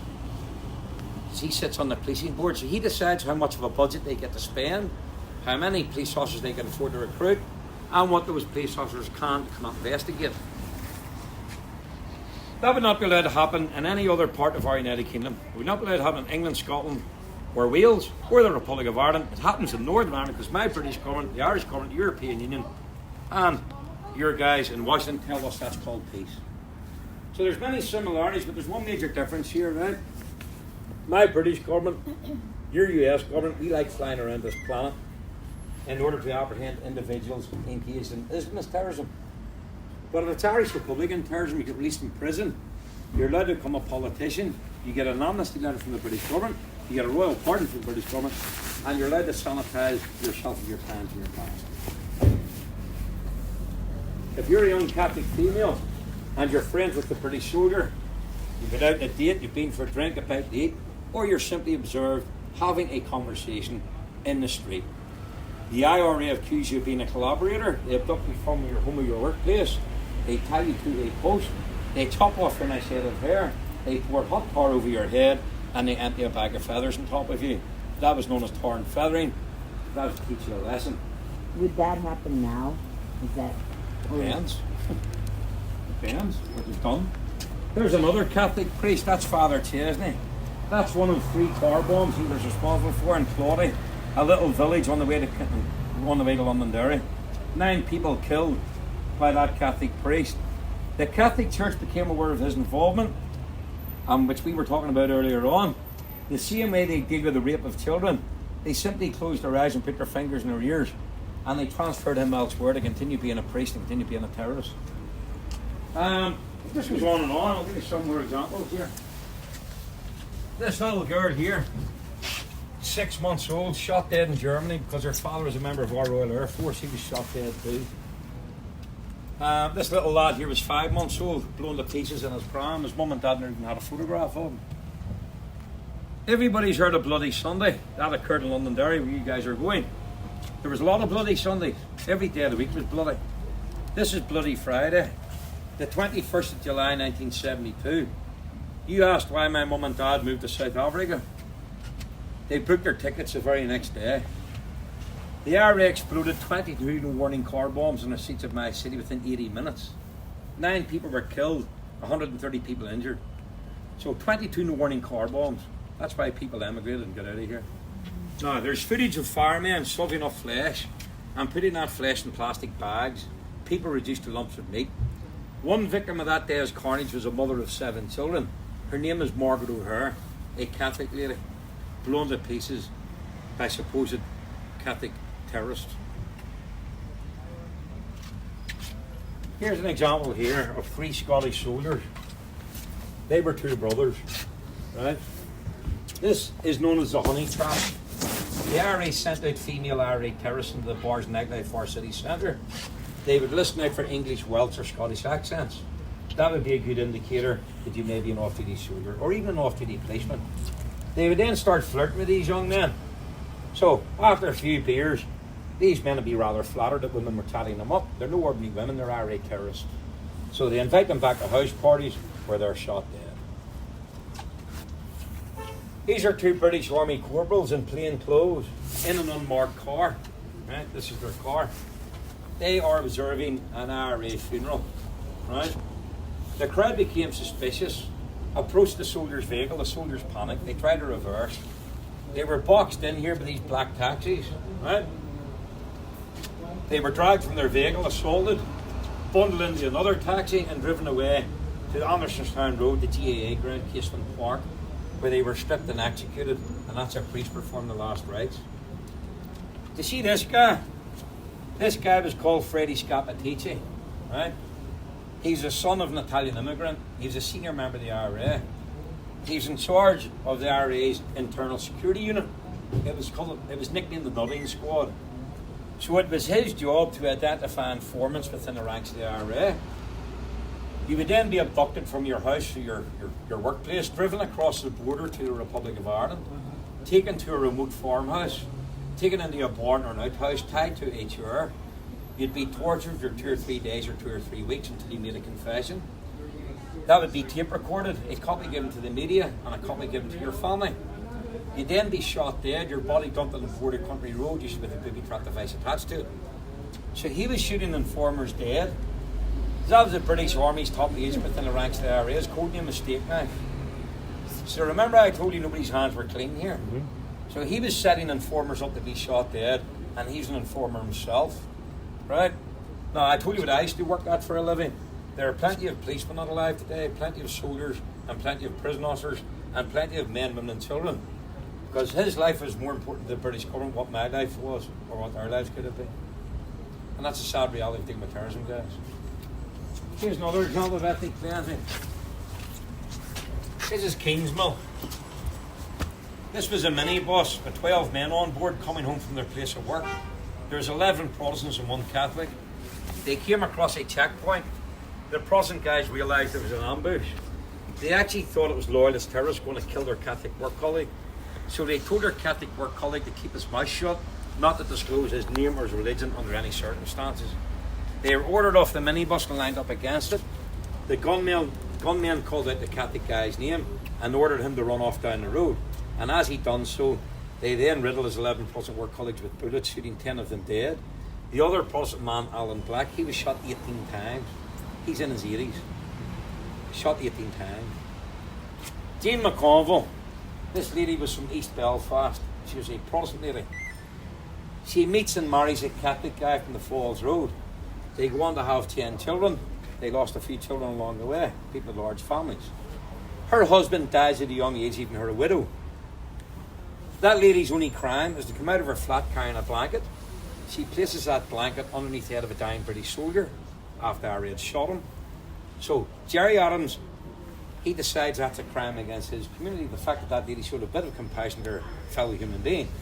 He orders her abduction and murder. She's abducted by 2 women, the Price sisters, Dolores and Marion Price. They also blew up the Old Bailey with Roy Walsh and Gary Kelly. She's driven across the border to the Republic of Ireland. She's taken to a secluded beach in County Louth, where one of those women shoots her twice in the back of the head. She's then buried in the sand dunes. She becomes known as one of the disappeared. The IRA orphaned those 10 children by shooting their mum dead. For 10 days they try to fend for themselves. They're then taken into the care of social services. They're all separated from their siblings, and sadly some go on to become victims of sexual abuse. Whenever Gerry Adams is over in Boston, New York or New Jersey at fundraising dinners on behalf of the IRA, attended by sympathetic Irish Americans, I doubt very much if he tells the assembled audience of the role he played in the murder of that lady. Is he still alive? Unfortunately so, yeah. Right, Colin Nichol, happy little chappy there. Not so happy here, that's him dead wrapped in a blanket outside the swimming pool, which used to be a furniture store. That's a 2-year-old little girl that was killed alongside him. This little girl, I told you this road we were on was the most bombed road during the history of this conflict. That's her mum, and that's her dad. They were on this road on Saturday the 23rd of October 1993 to arrange this guy's dad's funeral, right? Their little girl wanted crab sticks from a local fish shop, the fishmongers. So her mum and dad took her into Frizzell's fish shop, just up the road here, about 150 metres away. 2 IRA men get out of a car, dressed as fish delivery men, wearing white overalls, carrying a tray. They went inside, placed the tray on the counter, and as they walked out, bang, right? 9 Protestant people blown to smithereens. One of the IRA bombers was killed in that. His name is Thomas Begley. Gerry Adams carried his coffin at his funeral, praising him for his good work. This is good work. The other IRA bomber, Sean Kelly, he was dug out of rubble. Local people saved his life, unaware that he was one of the bombers. He walks the streets of my city a free man today. Right? They were 3 of 9 people blown to pieces. That's our 3 funerals. Another example of ethnic cleansing. This is Le Mans House Hotel and Country Club on the outskirts of Belfast, East Belfast. This was a Northern Ireland Collie Club, a dog club, having their annual dinner dance, giving out prizes for the best dogs throughout the year. The IRA rocked up, they planted a bomb, attached that bomb to 2 petrol canisters. If you know anything about the Vietnam War, you've probably heard of napalm. Yes. Well, if that wasn't going to be bad enough, they then decided to padlock the doors of that hotel to prevent people escaping, and they detonated their device. A fireball ensued which engulfed the hotel in flames. This lady here was called Christine McLaughlin, one of 12 Protestant people burned to death.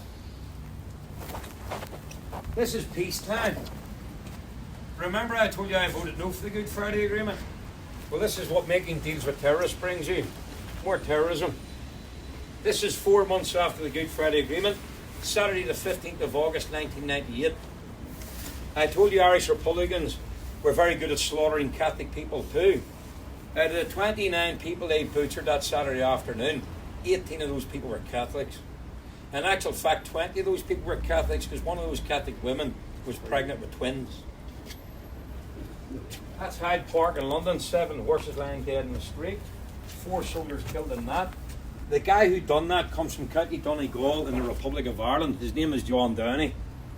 About 11 or 12 years ago, he's flying to Spain on holiday via one of the London airports. He gets to London and he's arrested and he's questioned with regards to that.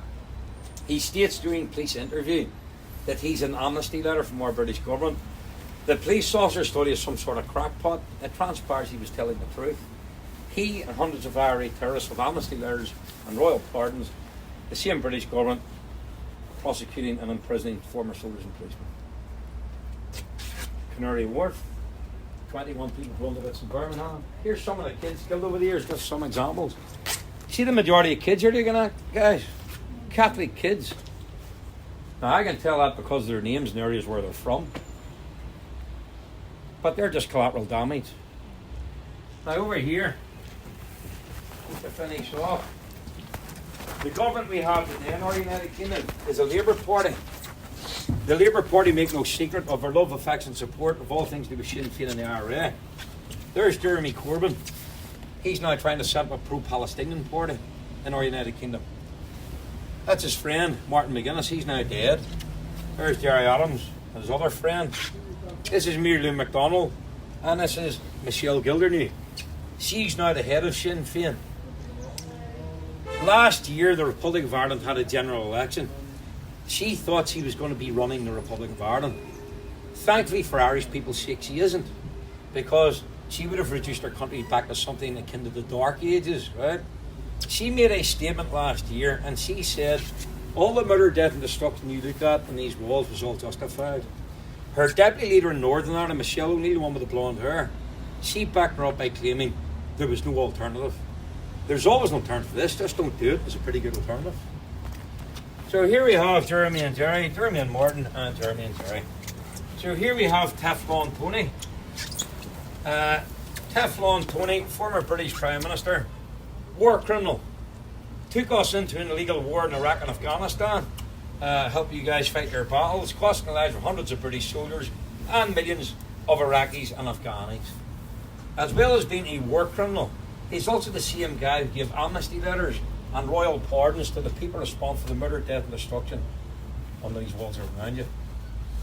Any questions, guys? Right. Well, carry on.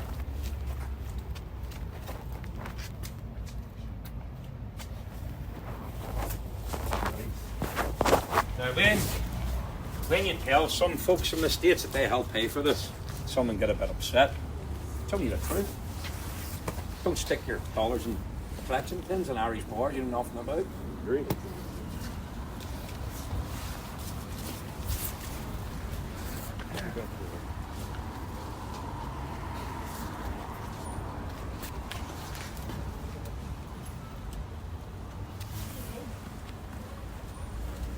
Drive over on the Catholic side and we're going to see where loyalist terrorists and police and army shot Catholic people. Catholic people up. Crazy stuff. Shocking, isn't it? Yes, It's- it's shocking. Yeah, you know, But this is We were- romanticized. when this was all going on, I I was have the charger. living deep in U.S. Near Pittsburgh, Pennsylvania. Yeah. So we weren't near any of the real big cities, and we Yeah. did not have a lot of Irish people. There were no Irish bars where I grew up. Yeah. But I don't think we had, from our news, I don't think anybody was really pro-Catholic. I don't think we were very much. We were taught as a kid that this was terrorism. Well, Yeah. it was. We were taught it was terrorism. We weren't told that. Yeah. We were told that the Irish Catholics were oppressed. Well, that was true. That what you're saying that we were taught. Yeah. That. But we were also not taught that their actions were just in any way. We were taught it was terrorism. Yeah, that's what I I was think- taught as well. We were definitely taught. I just remember thinking the IRA was bad. And when Well, all terrorist groups were bad here. But, when the Good Friday agreements were made, that was a little confusing to me. Yeah. The advancement of Sinn Féin and Jerry Adams and all of that was very confusing. yeah. Our media did not say that was a good thing or a bad thing. They Yeah. just reported it. And I remember, I was young at the time, but I remember it, and I just remember being confused. Yep. How could these terrorists be elevated? It just didn't make any sense. Well, that's why I voted no for it, because I didn't agree with it. How can you just put a red pen through what happened? And how do people get justice if there's perpetrators running about now as politicians? It's crazy. I just can't compute that in my head. My aunt and uncle were blown up in that fish shop. Your aunt and uncle? Yep. Oh, wow. So it doesn't sit well with me that we've got terrorists walking about with shirts and ties on. Right, here we have our late Queen. Now, I'm a royalist, okay? However, I've no time for our current king. Right?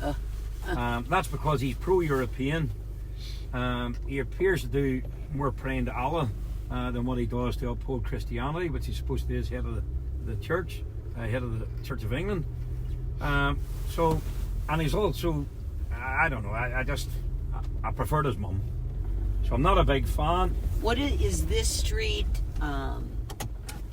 Protestant or Catholic? You're in the Shankill district. Until I Still. tell you otherwise, you're still Okay. in the Protestant side. Because this is very lovely here. Yeah, well, people try to tidy their houses up as best they can.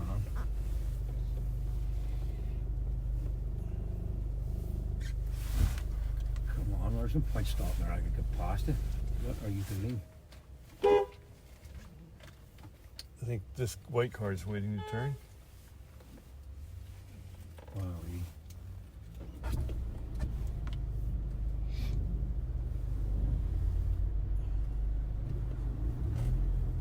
Now, on the other side of the street, you will see our current king.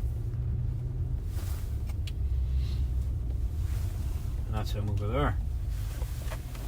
So we got mother and son reunited again on Belfast Shankill Road. Right, have you ever been to France? Yes. Right, 600 men from these streets volunteered to go and fight for Britain during the First World War. Out of the 600 men that left these streets, how many of those men do you think returned? Not many. 7 Oh, boy. out of 600. So This mural here then. This is quite significant for Northern Ireland, this mural. This is the Ulster Memorial Tower, right?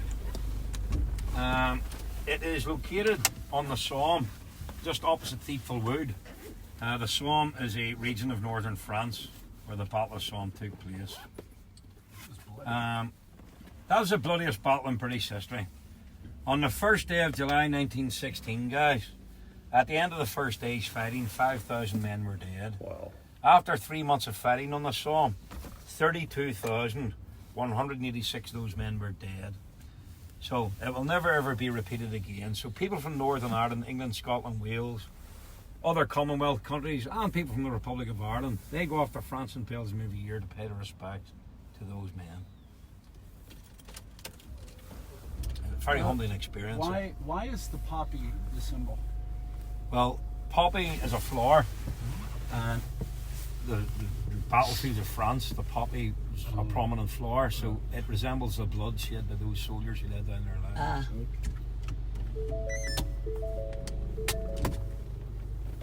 The Newfoundland Regiment that annihilated the Battle of Somme, they lost the majority of their officers in 3 days. I've been to the Newfoundland Memorial, a very humbling experience. It's all staffed by Canadians. Heartbreaking. Very. Heartbreaking. But that's what humanity does to each other. Every school child should have to go to the Somme to see what humanity's capable of doing to each other. And they've started to do that in Northern Ireland now.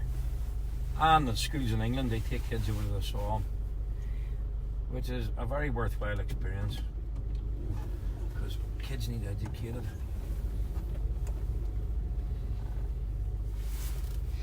Now, do you see that large building down there, straight ahead?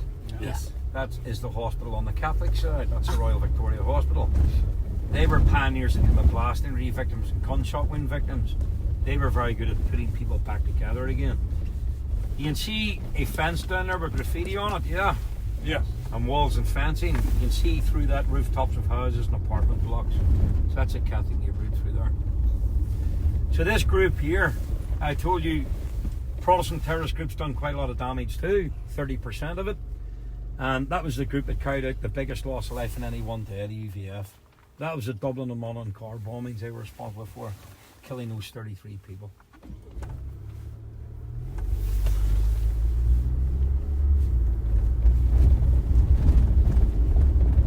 So what's next? For this place, Yeah, not this trip. I mean, just the whole place. What's next? for Northern Ireland, Yeah. God knows. Right. I told you that metal fence over there, right? And you can see the rooftops of apartment blocks and houses. In August 1969, that street over there is called Bombay Street. And Protestant people went over and set fire to those Catholic people's houses, right? Now, the reason they did so is because those Catholic people had come over and set fire to their houses.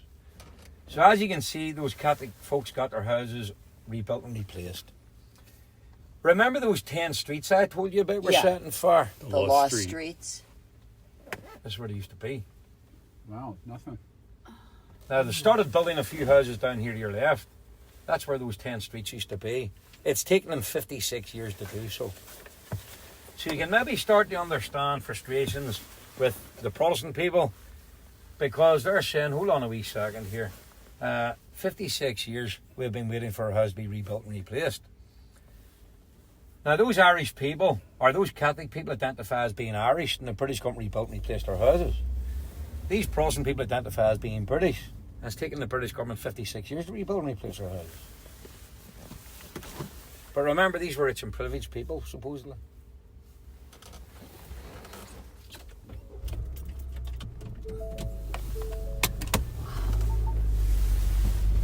So, like I said, I've started to build some houses. Now, they're never going to replace 10 streets because houses are a lot larger now than what they were back then. Most of the people who have been waiting 56 years for their house to be rebuilt and replaced are now dead. In fact, I would have a guess that all of them are now dead. But this property still belongs to them, right? No, because it was all rented accommodation. It was government Oh, right. housing, social housing. Good question. Now, I would reckon the authorities have been embarrassed into building these houses. And the reason they have been embarrassed into building them is because Northern Ireland is getting lots of tourists coming here. I say, because we're here. And tourists are coming here and going, hold on a wee second, this is completely different to what I was told. Right. So they're maybe starting to ask some questions of people in sort of positions where they can do something about it. Because it goes against everything which they've been conditioned on believing for those 5 decades. So I would say they only built them out of embarrassment. So their hands being forced into building them, basically. And that's the only explanation why it's taken 50 years. So all these Sinn Féin leaders and that are still alive in government, how many more years before they die off? Well, there's a new younger generation coming through. Remember, the younger generation are being brainwashed into thinking that murder and death or such was all justified and there was no alternative. So they're not going to be any different coming through because they're going to still harbour the same arguments and the same perceived prejudices which their forefathers supposedly had, or injustices, or whatever word you want to use, because they've been conditioned and believe it's all justified. I don't remember hearing about, growing up, Yeah. any other terrorist group over here beyond the IRA. Well, the Protestants said had terrorists. I told you about them. The UVS, Yeah, you the said FF, that, the but RCC, yep. I don't recall the name of one. Yeah. I just recall, Or the complexity, really. or the complexity. I just recall. It's probably because they were responsible for 30% and the other ones were responsible for 60%. So Look, yeah, hey, I know. those gates will be locked at 7 o'clock tonight, guys. Right here, Yeah. Those set of gates there. and these are the gates. This is just a continuation. This is one long wall, but there's gates which break it up a bit to let people have access. This is that floor mill I was telling you about. So on this side, it's the Protestant side. The other side of their premises is on the Catholic side. These are Catholic folks' houses behind the wall and fence. So this is what peace looks like. This is something you'd expect to see in the Middle East. I didn't know these walls were still up until I started doing some research for this trip. I didn't realize it. I just said, like, holy cow, they're still up. Now it doesn't give me I any. didn't know that. It doesn't give me any satisfaction showing you guys this. I think this is embarrassing and it's sad. It's not embarrassing. It's Well, it is sad. if we still live like this, and the world believes we live happily ever after. How do you live happily ever after if you live like this? You're right. You're absolutely right. It's a failure of politics. It's a sad indictment of the state of our politics in this country that in 27 years of peace, we're still living like this. Can you What take sort a of peace picture is down this block? Right, I'll give you a bit of background then. 1969, this place ends up in chaos, right? The police couldn't cope, so the British government sent in the British Army to try to quell disturbances and civil disorder, right? The army are trained for war. They're not trained for public order situations, right? They're not trained to solve petty arguments between communities, right? Right. They're sent into battle. These were streets in a British city, right? So you've got young guys, 17, 18 years of age, thrown into this, right? As far as they're concerned, they're walking around their own country. And they can't understand what's going on, right? Mm-hmm. So, the only solution, because the police and the army were standing at the end of every street, right, trying to prevent people killing each other, right? They were standing behind barricades, barbed wire, fencing, sandbags, futile, right? So they decided the only way to solve this, or to keep the peace, was to segregate people, right? So they knocked on your door and they asked you what community background you identified as belonging to. So in 1969, there are only two answers. You're either going to say you're a Catholic or a Protestant. Okay? So the army go back to their headquarters. They get a map drawn up of this neighbourhood, right? And they identify your house on that map. If you say you're Catholic, they colour code your house on the map green. If you say you're Protestant, they colour code your house on the map orange. Days later, they knock on your door again. They ask you the same question. You give the same answer. This time, they've got their map, which is now like a patchwork quilt of orange and green. So they look at it and go, right, you don't have to do this, but we're going to give you a bit of advice. This neighbourhood's going to be cut in two in the next couple of days or within 48 hours.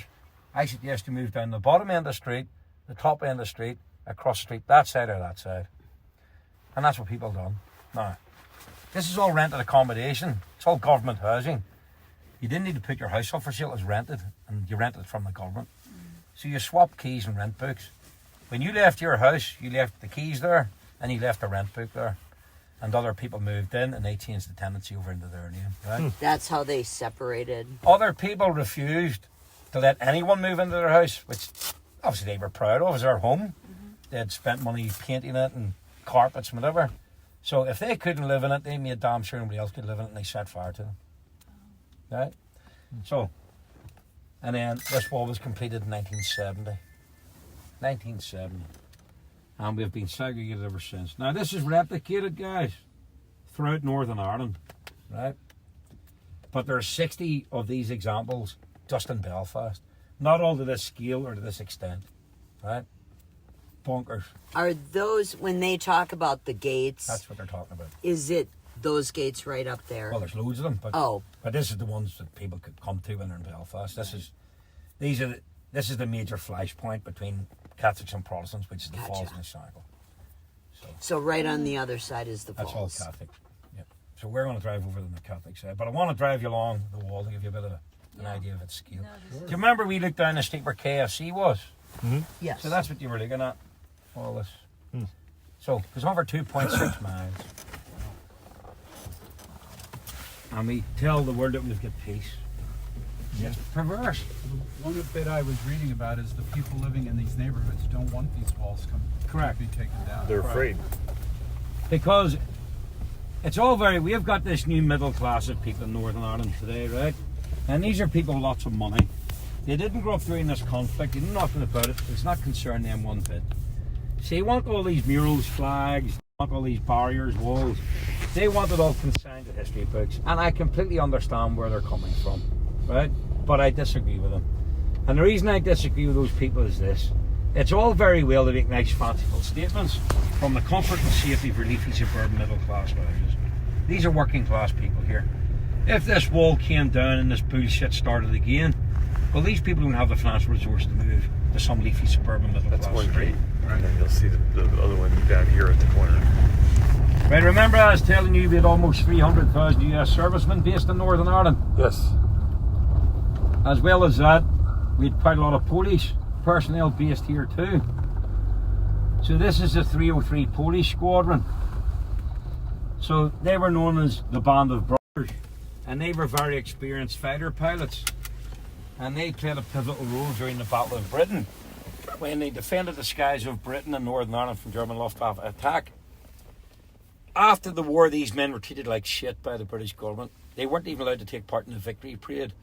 And the gratitude that our British government showed and demonstrated towards these Polish fighter pilots was to deport most of them. Absolutely shocking. They became. Why is that? Because they were Polish? Yeah, well, they probably seen them. They probably seen them as maybe potential agitators in the future. Remember, Poland's Eastern Europe. You know what I mean? Yeah. So, okay. So these men were based in Northern Ireland. They were based here, right? So these men returned to live in Northern Ireland, got married, had families, and there's still a bit of connection to those men to this day. There were only two countries in the world to offer their sympathies and their condolences to Germany following the death of Adolf Hitler. Do you know which two countries they were? No. I'll give you a clue. One was Japan. Oh, well. Any idea who the other one was? Please don't tell me it was My next door neighbour. Ireland. So we were at war with Germany, along with you guys, and our next door neighbours offered their sympathies and their condolences concerning the death of Adolf Hitler. You would be amazed to this day how many Irish people still don't know that, and you would be amazed how many so-called Irish Americans don't know that. But when you tell them that, they change their mind about wanting to be Irish American. They're just simply American after that. You tell them that. Well, I mean, there's a group of people in the United States that was Devil Hura, by the way. are sad because Hitler didn't finish the job. So, you know. Yeah. Crazy, isn't it? Yeah. Yes, it is. Now, here's the contrast between that, because here we have an Irishman. This is Lieutenant Colonel John Henry Patterson. So he was an Irishman. His dad was Protestant and his mum was Catholic. So he joins the British Army, and during the First World War, he finds himself taking command of 3 Jewish units. So he develops a lot of respect and admiration between the Jew and the Irishman. And he says here, it is a complete change of command of an Irish battalion, but the Irishman and the Jew have much in common: temperament, generosity, love of children, devotion to parents, a readiness to help those down in their luck, and note of great personal bravery. And you can see the Hebrew writing there, the features yours if you have the will, if you have the faith. You'll see the different campaigns and conflicts he took part in, and you'll see a mural there on the Israeli flag and an Israeli soldier, female Israeli soldier there. And that's the different campaigns and conflicts he took part in. Chaim Herzog was born in Belfast. Did you know that? Who? Chaim Herzog, first Prime Minister of Israel. No, He was born in Belfast. I didn't know that. He spent some time Before, come on, Golda Meir. She was Milwaukee, She was from Wisconsin. Wisconsin. Milwaukee, Wisconsin. Chaim Herzog was born in Belfast. Get your camera out so you can get the front when we go around the corner. Born all over the place. Yeah. Right, we're going to drive further along this wall. I want to give you a size and scale. We're going to cross over on the Catholic side through a different set of gates, and then we're going to finish up back there. But this will give you an idea of the scale of this. It's, So you were, you lost your aunt and who? Uncle. And your uncle. How old were and you at that time? I know. I thought he was only going to give us 2 I hours. was 16. Wow. and which bombing was it? Fish shop. The fish The shop. fish shop. Wow. One of the first people killed in the conflict here was my dad's cousin. At the bottom of the Shankle Road, a gunfight broke out between the army and terrorists, and a ricochet bullet hit my dad's cousin. Check out these He was gates. killed. Bruce, these are the ones from that video. Do you see, Oh yeah. right, there used to be an army barracks through those gates. There's a grey building sticking out the end of that red brick building. That's a swimming pool on the Catholic side. So this is the scale of this. This is a lovely mural here. This girl done this with clay and cement, and then she Wow. painted it all. It's amazing. It only took her a few weeks to do that. Wow. Rosa, there's the Rosa Parks. That's weird to see that over here. But it's weird to see it. Well, it's Unexpected. unexpected, yeah. But they wrap themselves with the oppressed, right?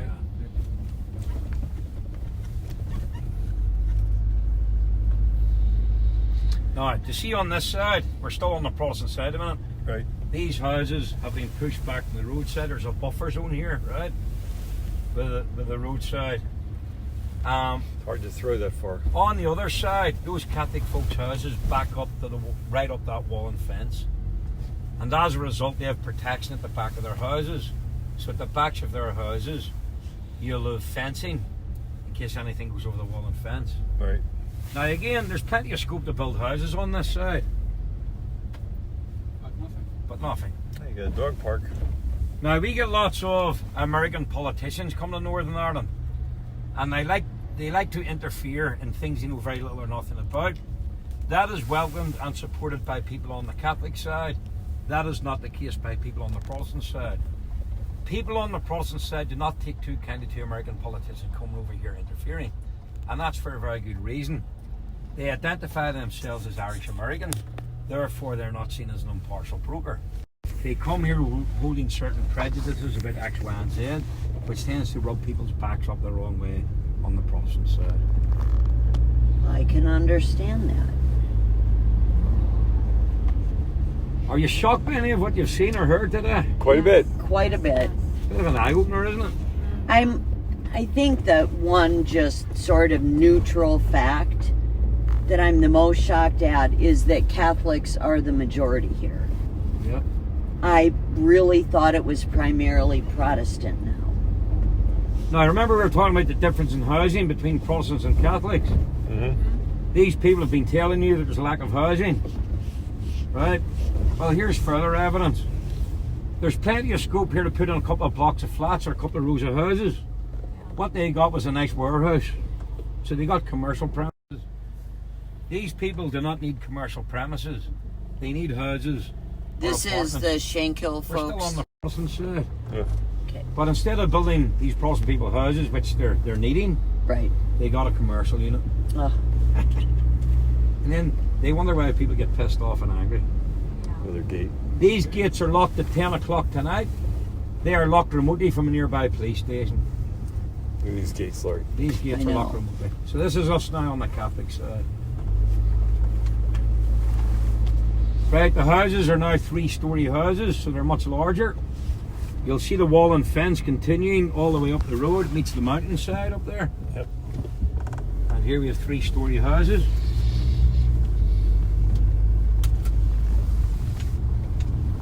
Some of them will be 4 or 5 bedroom. ETA was a terrorist group from Spain. They were big buddies with the IRA. If you look above the newsagents, Ireland stands for Catalonia. They wanted independence from Spain. Again, we're looking at 3-story houses. You'll see Palestinian flags, Irish flags, you would have seen Lebanese flags, you would have seen Iranian flags there a few weeks ago whenever those targets were hit in Tehran. are the Israeli flags on the Protestant side or just No, non-existent? no, on the Protestant side you'll see Israeli flags. Right, this district of the Falls is called Clonard. It takes its name from the Catholic chapel over to the right. Clonard Chapel is a beautiful building. Unfortunately, it is quite a dark past. And that's because from 1969 until 1973, the IRA, from this district, which was C Company IRA, they used that Catholic place of worship as their headquarters for those 4 years, where they stored weapons and explosives, where they planned bombings, shootings, robberies, kidnappings, etc., etc. Look down the street to your right. Can you see those houses? Yes. Yeah. They're 3-story. They have driveways. Okay. They're 5-bedroom houses. Wow. Right? Now, that's rented accommodation. These people are claiming to be victimised, oppressed, and discriminated against. Do you see anything wrong with it? Because I wish I lived in one of those. Now, I'd imagine if you ask those Protestant people, who the world believes for the last 50 years are rich and privileged, and they're waiting 56 years for their house to be rebuilt and replaced, and ask them would they like a nice house like that, I'd probably say, yes please, when do I get one of those?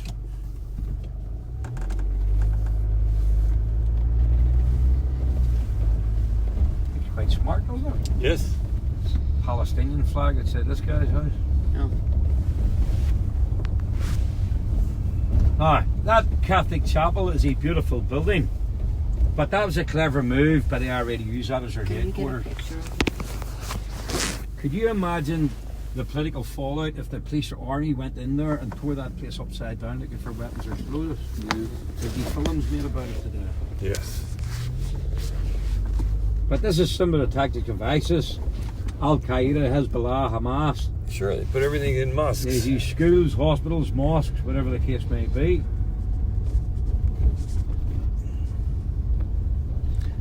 Right, this is Bombay Street.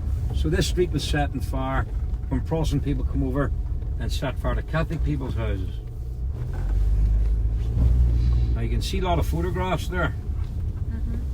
They are all members of the IRA from C Company.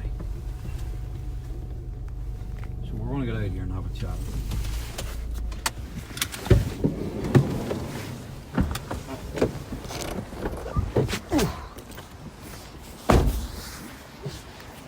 Oh, my knees. sure. Thank you. Sorry. You got me stuck. We're a wee bit older than you. You're not drinking enough gin. Gin or whiskey? No gin ever again.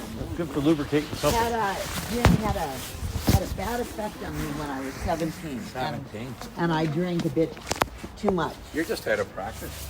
Yeah, I will do the whiskey or scotch.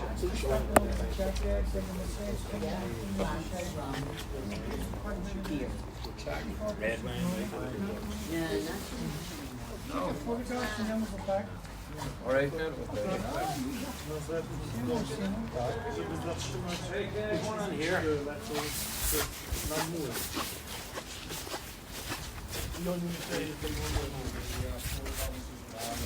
Right. Remember we stopped at the prison in the courthouse? I was telling you. It's bad enough the fact that he's 15 and a member of a terrorist organisation and killed. That wee guy was 13 years of age. That wee guy probably thought he was playing cowboys and Indians, or cops and robbers. Exploited battles, we should have known better. That wee guy wouldn't have any idea what he was in. So, exploitation of children, or grooming for want of a better word. So we'll go through here. What is the, some say vol, some say Volunteer. Oh, vol- Then means junior. junior, okay.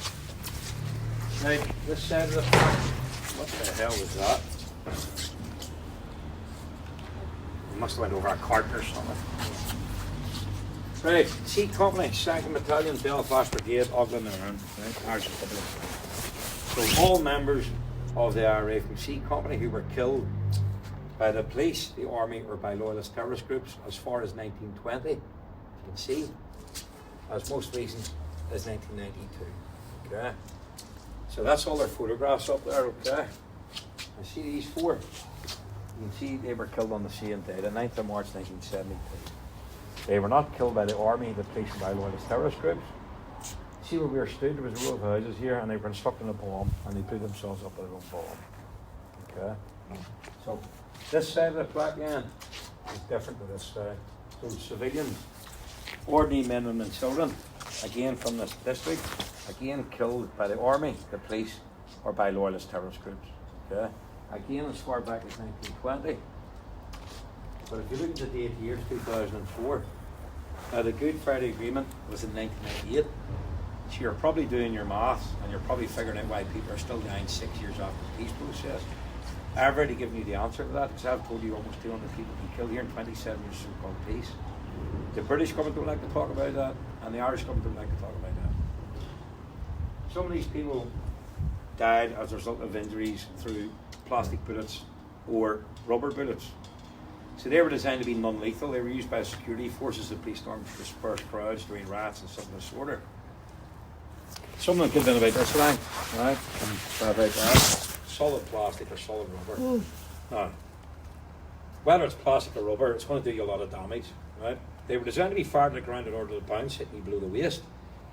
Sometimes, if the rioting was that bad, they were fired within police vehicles or military vehicles.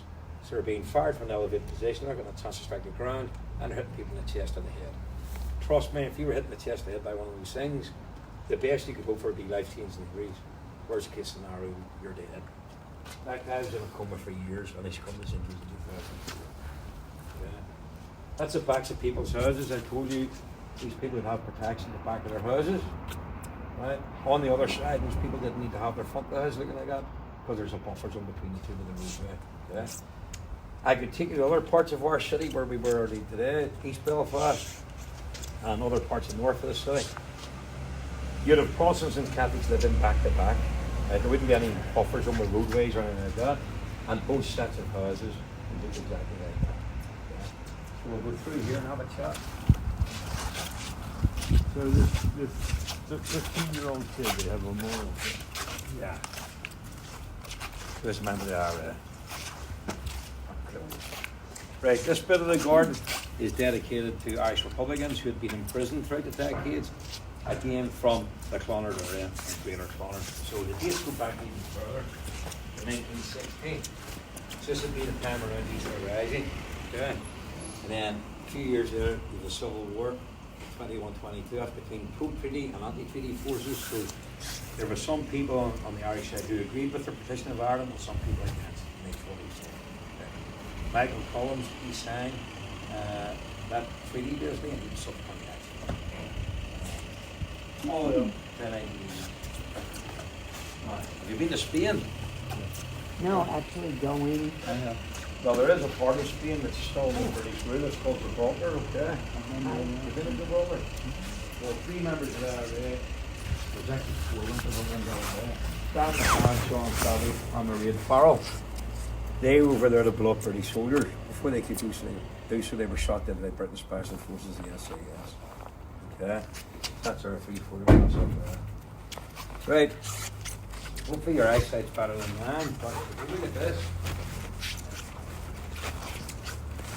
This is Palm Bay Street, the street we're in. So you can see the edge of that row of houses, and behind that you can see another row of houses. Can you see the Union flag outside that house? Yeah. Where? Yes. So these people who lived around this neighbourhood, they were next door neighbours. They were friends. They were work colleagues. Right? They worked together. They drank together. They socialised together. They were friends. When this all started, did they go and pick a side to live on? Right? Crazy. Now, probably the worst thing they done was build walls in Francis, because it just further compounded the issue, right? Today, you've got people today in some parts of our city and some parts of this country who've never met someone from a different tradition to themselves. We have a segregated schooling system. All right, man. Depending where you live in this country, right? You'll not meet somebody from an opposite tradition to yourself until you leave school. You go to college, university, or get your first job. And that's crazy. Bonkers, isn't it? It's hard to fathom. Right, going through here again.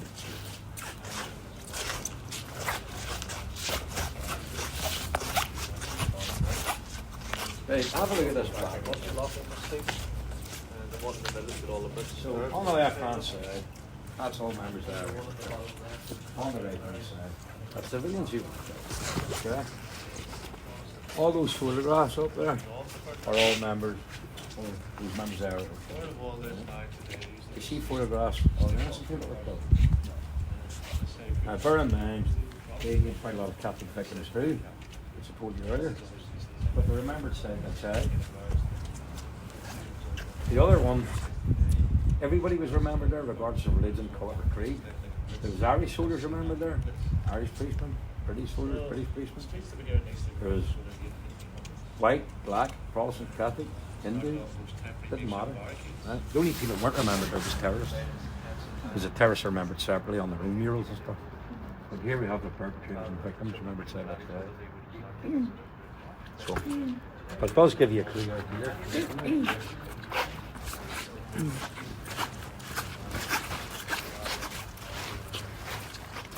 That's There's martyrs. Yep.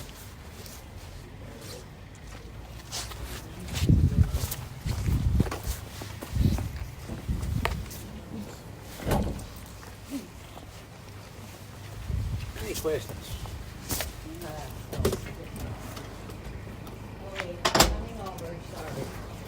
Getting on the wrong side. Yeah. Trying to get on the wrong side.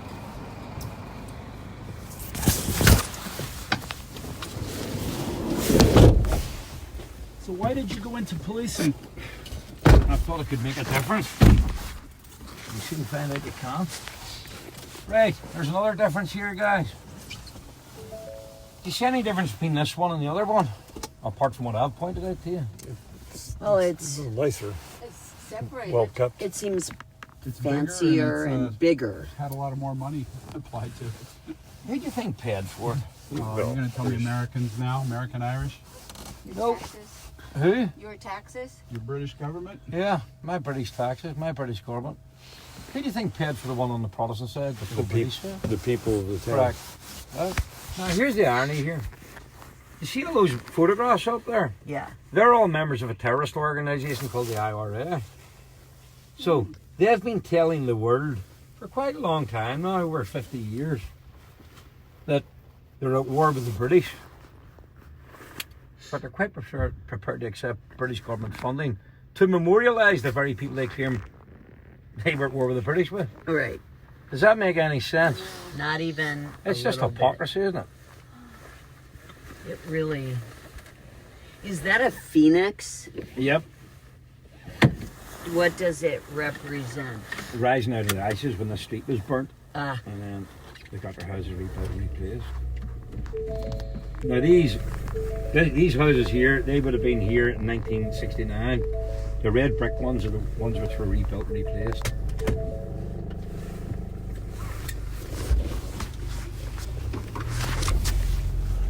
Funding to memorialise people.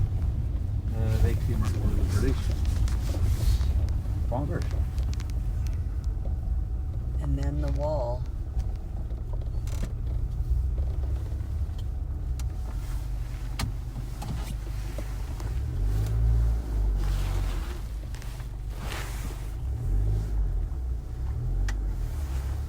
So why'd you leave policing? Disillusion. Disillusion. I joined the police to be a police officer, not to be a social worker. And not to be used as a political pawn. The police became too political now. They're too busy dancing around a particular flag, which is fashionable at that particular time. Or making TikTok videos or doing whatever they're doing. So I thought police would be more important. Align yourself with a particular flag. Our police are considerably different in how they go into the streets. They have guns and other types of Batons. things. Well, we have guns in Northern Ireland, but that's only because of the terrorist shootings over here. But there's no guns in England, Scotland, or Wales. Yeah, but there are routinely armed police officers, but they're armed response vehicles. So, but as a policeman, you were not armed. You had a baton and whatever else. Not in England or Scotland, but it was armed here. Ah. So if somebody's pointing a gun at me, I want to be pointing a gun back. I can appreciate that. So, but the police aren't armed in England, Scotland, or Wales. I think the days of blowing a whistle and shouting "Stop, police" are long gone, as far as I'm concerned. So I think you may see in the next few years that all police officers are armed in England, Scotland. And so this is the church That's the Catholic Church. where they did the planning. Right, if you're not already disillusioned, disheartened, despondent, upset, and shocked by what I've told you, in Northern Ireland we used to have special category status for terrorist prisoners, right? So if you were 4 bank robbers and I was a terrorist, I got preferential treatment in our prison system for being a said terrorist, right? What was the rationale for that? They had to have some rationale for it. They had to have a reason. Yeah, just to keep them quiet, and so it was just appeasement. That's what it was. Wow. So, That is a magnificent building. well, that was RA's headquarters for 4 years. Now, eventually the British government ended that system, right? And quite rightly so, because it made absolutely no sense whatsoever. Now, the army were pissed off about that because they wanted to be seen as political prisoners. They didn't want to be seen as terrorists or criminals.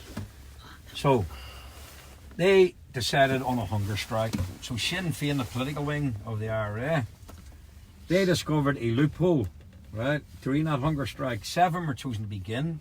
That's because there were 7 signatories to the Proclamation of Irish Independence back in 1916. Bobby Sands opts to go first. He starts his hunger strike on the 1st day of March 1981. 14 days in, Sinn Féin, through that loophole, they had discovered you could stand for election even though you're in prison. So they put Bobby up for election, and he finds himself the elected MP for Fermanagh and South Tyrone. I remember that. I remember that too. Right. So, he then dies on the 5th of May 1981 after 66 days on hunger strike. Prior to his death, Sinn Féin weren't really on the political landscape. However, after his death, they are propelled to heights they can only dream of. You've got Irish Americans falling over themselves to send them money, weapons and explosives. You've got Colonel Gaddafi in Libya doing likewise. And you've another American adversary, namely the Iranians, getting involved. If you go to Tehran, the Iranians. Oh, If you go to the capital of Iran, which is Tehran, you will come across a street called Bobby Sands Street. And that happens to be the same street where our British embassy is located. So that frightens the life out of our British government. The fact that the Americans the Iranians and the Libyans are backing Sinn Féin and the IRA. So our British government come up with a plan. They offer the IRA a deal to call off their hunger strike. The IRA refused point blank because they realise it's more beneficial for the organisation the more guys they get to starve themselves to death, right? So, because remember, propaganda is a very powerful weapon. So 10 of them died in total, 7 are members of the IRA, 3 are members of the IRA. So we're going to go and take a look at the Bobby Sands. Could I just jump out and get a picture of this church? Yeah, I'll do it. Close Or- the door. Thank you.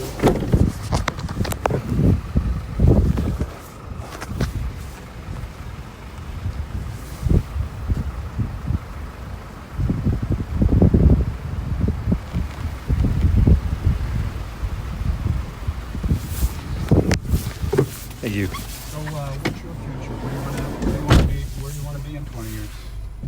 Alive, hopefully. Alive and healthy. You think you'll stay here? Well, I wouldn't mind a vineyard in Cape Town somewhere, but I'd probably need a few armed guards if I lived in Cape Town. But wouldn't mind a holiday home in the sun somewhere. But yeah, I'll always be in Northern Ireland. Terrorists haven't chased me out of here, and they never will. I was born British and I will die British. The British government need to start understanding that, and the Irish government need to start understanding that, because I'm going nowhere. I would rather die on my feet in Northern Ireland under British rule than in the United Ireland on my knees. That's just the way it is. So this is, were you born here or born in? Born in Northern Ireland, yeah. Grew up in South Africa and then back in Northern Ireland again.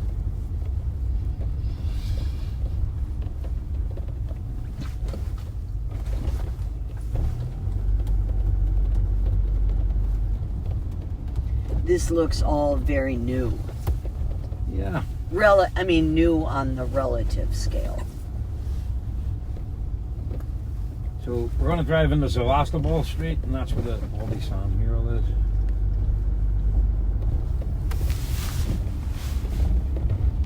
Guys, I've kept you out for 4 hours nearly. I was meant to have this done in 2 hours, but I cannot talk to you. Has it been that long? Yes. Yeah, pick To, up the mechanics. Why did you decide to stay with us for an extra 2 hours? I just talk too much.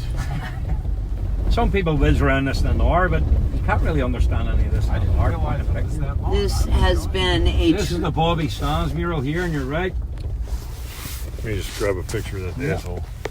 Are you So see the gonna? 2 guys either side of them there? You've got Tom McDonald and Graham Doherty. They're buried side by side in the Republican plot in Milltown Cemetery. And then there's more You to see, your right. what You Hillsborough need to Revolutionary get- Arrows. This is. Mad, isn't it? Right, this is the Falls Road then, which runs parallel to the Shankill Road. So the Falls is Catholic and the Shankill is Protestant.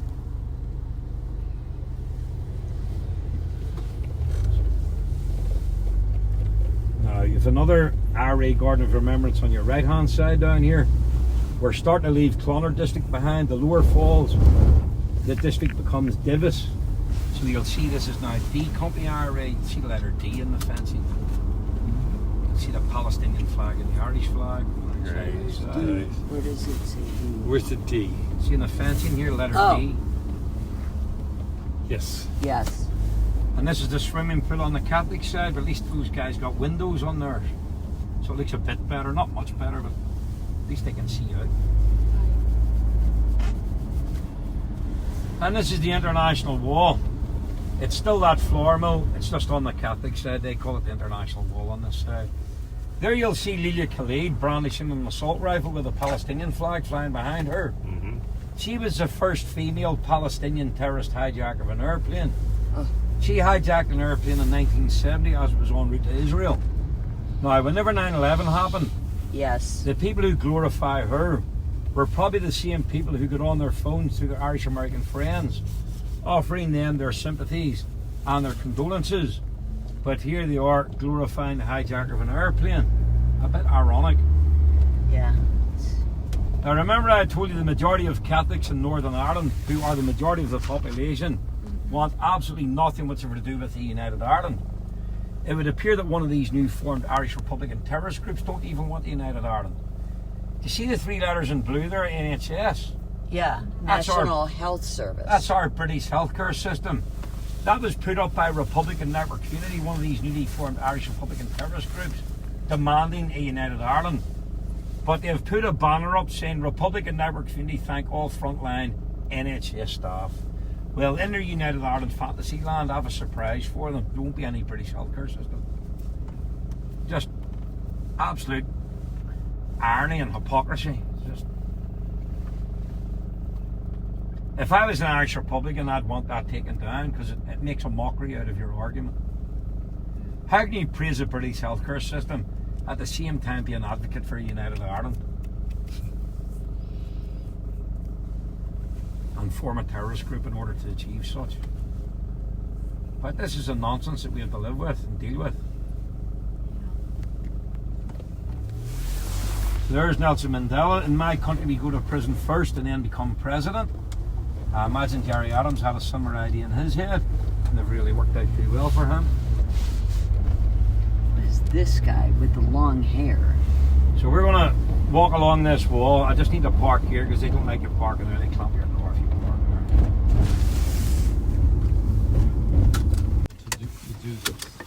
there. Is this going to be locked? Yes. Yes, he locks the car every time we leave it. We're locking the car. Yeah.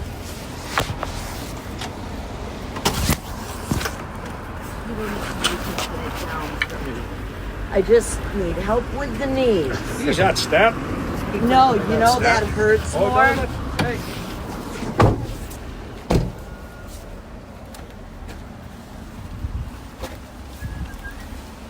That's an out, is it? No, you got that, yeah.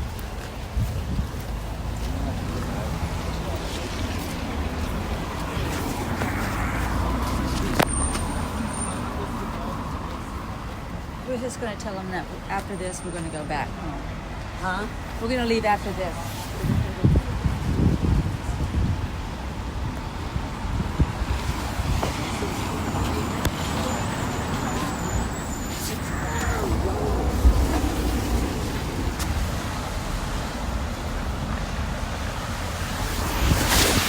Watch the puddle turn. Interesting story. You'll get soaked if the car comes by.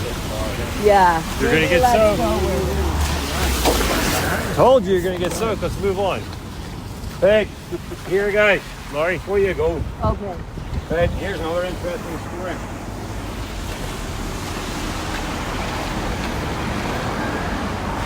Hey, Guinness.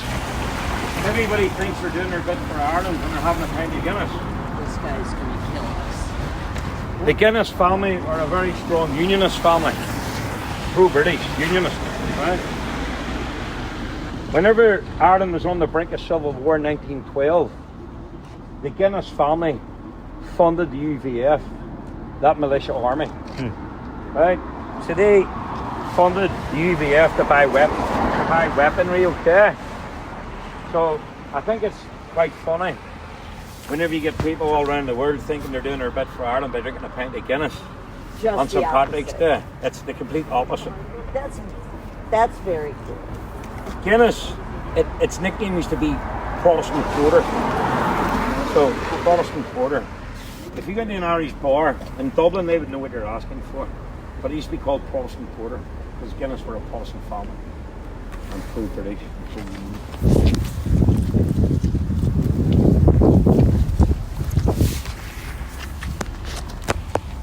It's quite funny today because we get a lot of Irish Republicans wearing jerseys with messages about the proclamation of Irish independence on the back of them, right? But it's got a Guinness emblem and Guinness writing. Well, Guinness for a unionist family. So they don't even know their own history. Is this one of the gates? Yeah, right. This is like a buffer Can zone. I get your guys' picture at the gate? How about when we come back through? When we come back. The buffer zone.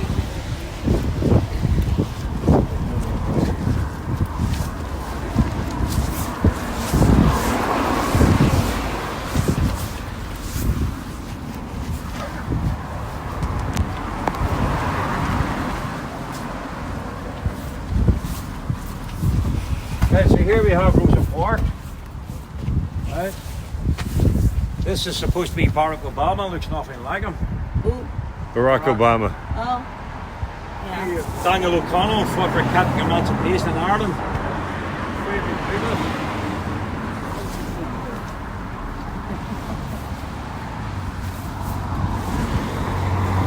Martin Luther King, Nelson Mandela, Aung San Suu Kyi. So they've changed their mind about her now. Hence the reason why they put a red X through her face. Now, I've got more admiration and respect for Martin Luther King, Frederick Douglass and Rosa Parks, and I will ever have for Nelson Mandela. Contrary to popular belief, Nelson Mandela was not put in a prison cell in South Africa for 37 years for being a black man. He was put in a prison cell in South Africa for being a terrorist. As well as being the leader of the ANC, he was also the leader of MK. MK was a military wing of the ANC, What's ANC? the African National National Congress. Congress. Thank you. Do I see Bob Marley here? Yeah. Maybe if he spoke enough drugs, too much.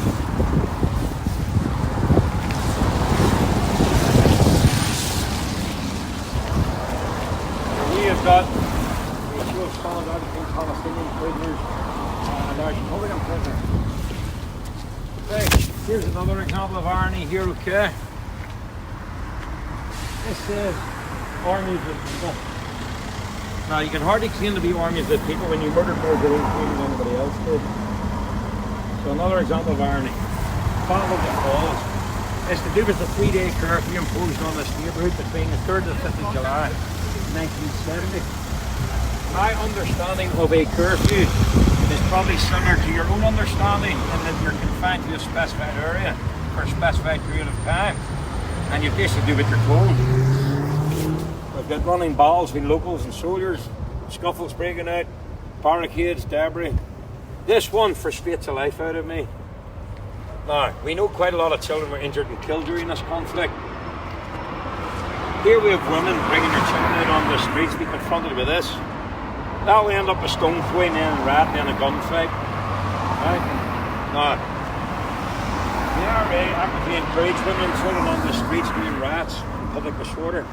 And that's so they could use their own communities, women and children, as human shields. That still happens today in our parts of the Middle East and East. And if you're bringing your kids out into a situation like that, well, in my opinion, you don't deserve that.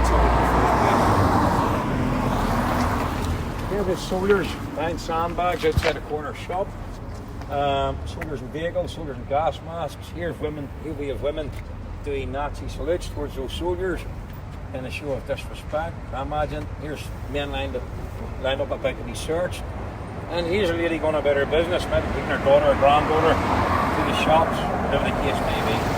So during that 3-day curfew, 4 people were killed, 18 soldiers shot and injured, and 337 people were arrested, and lots of weapons were recovered. Protestants were killed? Or this is the Falls, you're in the Catholic side. Oh, yeah, that's right.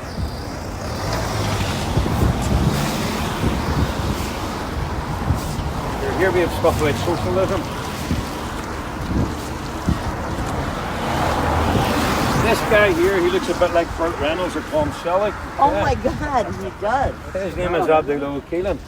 Now this guy was a member of the PKK, the Kurdistan Workers' Party. In December last year, a bomb went off in Turkey. It was killed by the PKK. Now their supporters would call them a political party, their opponents would call them a terrorist organisation. They have since declared a ceasefire. Now, I imagine if you show the people who put this up a map of our planet, or even people who agree with this and say, show me where Kurdistan is on that map, I would say 99% of them would struggle to do so. I don't understand. They're just wrapping themselves Right. with all the quote freedom fighters of the world, right? Just to garner support for their own cause. Yeah, we're going to have to call this here soon. Yeah, we're nearly finished. I just want to show you a couple more here. Where do you need to go to? Well, we got some hungry people here. Yeah, you're finished. Right, you ever been to Sri Lanka? No. Well, they had a terrorist conflict over there. Their terrorists were called the Tamil Tigers. Yeah. Yep. So, Allegedly, they're the first terrorist group in the world to use children as suicide bombers. The Tamil Tigers, and they get glorified and celebrated. Spanish Civil War, Protestants and Catholics left here to take part in that. They would have been socialist minded, and the Catholic Church sided with the Spanish dictator Franco.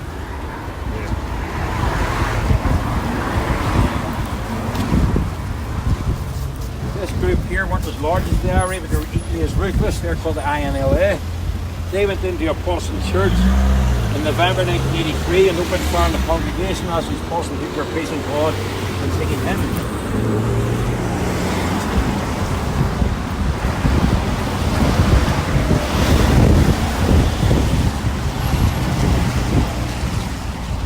Who's this character? Who is this guy?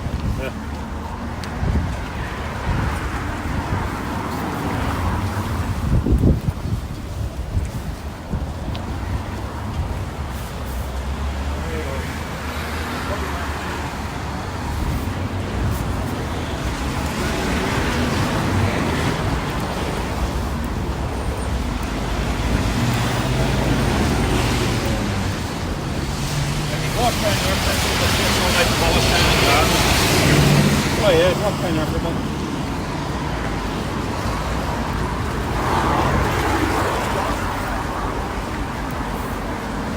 They said we've got the block.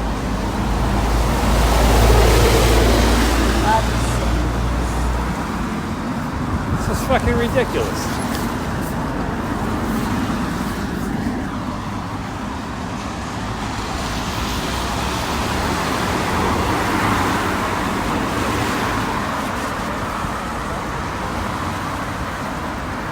Learn anything? Wait a bit.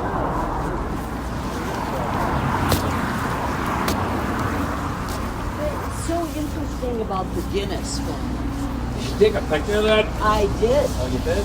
Oh, yes, I did. Yes, I did.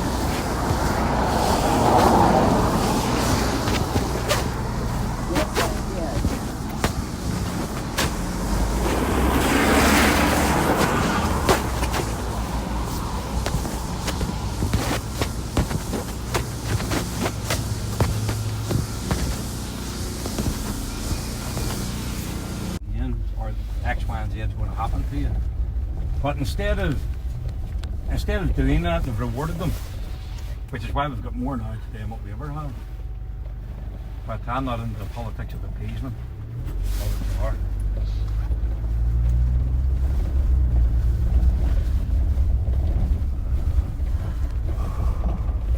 Just, it's been fascinating. Guys, like I say, everything I've told you, you've got a laptop, you've got a computer. Yep. So I don't make things up. I just tell people facts. Can't argue with facts. I'm just appalled and surprised by the Catholics aligning themselves with the Palestinians and all the people that in America we are, not necessarily for. Yep. A lot of what you're looking at on the Catholic side flies in the face of what a large part of America stands for. Say that sentence again. A lot of what you see on the Catholic side flies in the face of what a large part of America stands for. Yeah. And we are still here on the Catholic side. No. No, we're on the. We're back on Yeah, the we crossed through the Protestant gate. side. Okay. The flags are a good indicator. Yes, sorry. Didn't see it. The Scottish flags would be on this side too then, right? Both sides, yeah. But you would probably see more of them on the Protestant side, to be fair.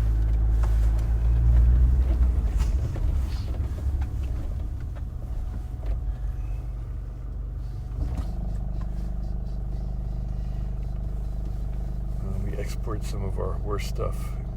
Kentucky Fried Chicken. Ugh. That's just disgusting. It's not disgusting. It's just Ugh. not good for you. No. I don't know. Maybe it's better here than in the States, but I doubt it. Pretty crap here, to be fair. I used to like it as a kid. I used to like it, yeah. I liked it too when I was younger. You're better to make your own. Yes.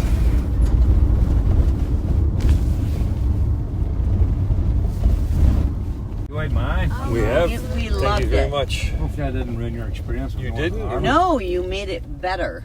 So why don't you do this, Eddie? Why don't you drop us off? You want to go straight to a restaurant? Yeah, I drop us off in the corner near a restaurant. Yeah, you pick one, Eddie. Yeah.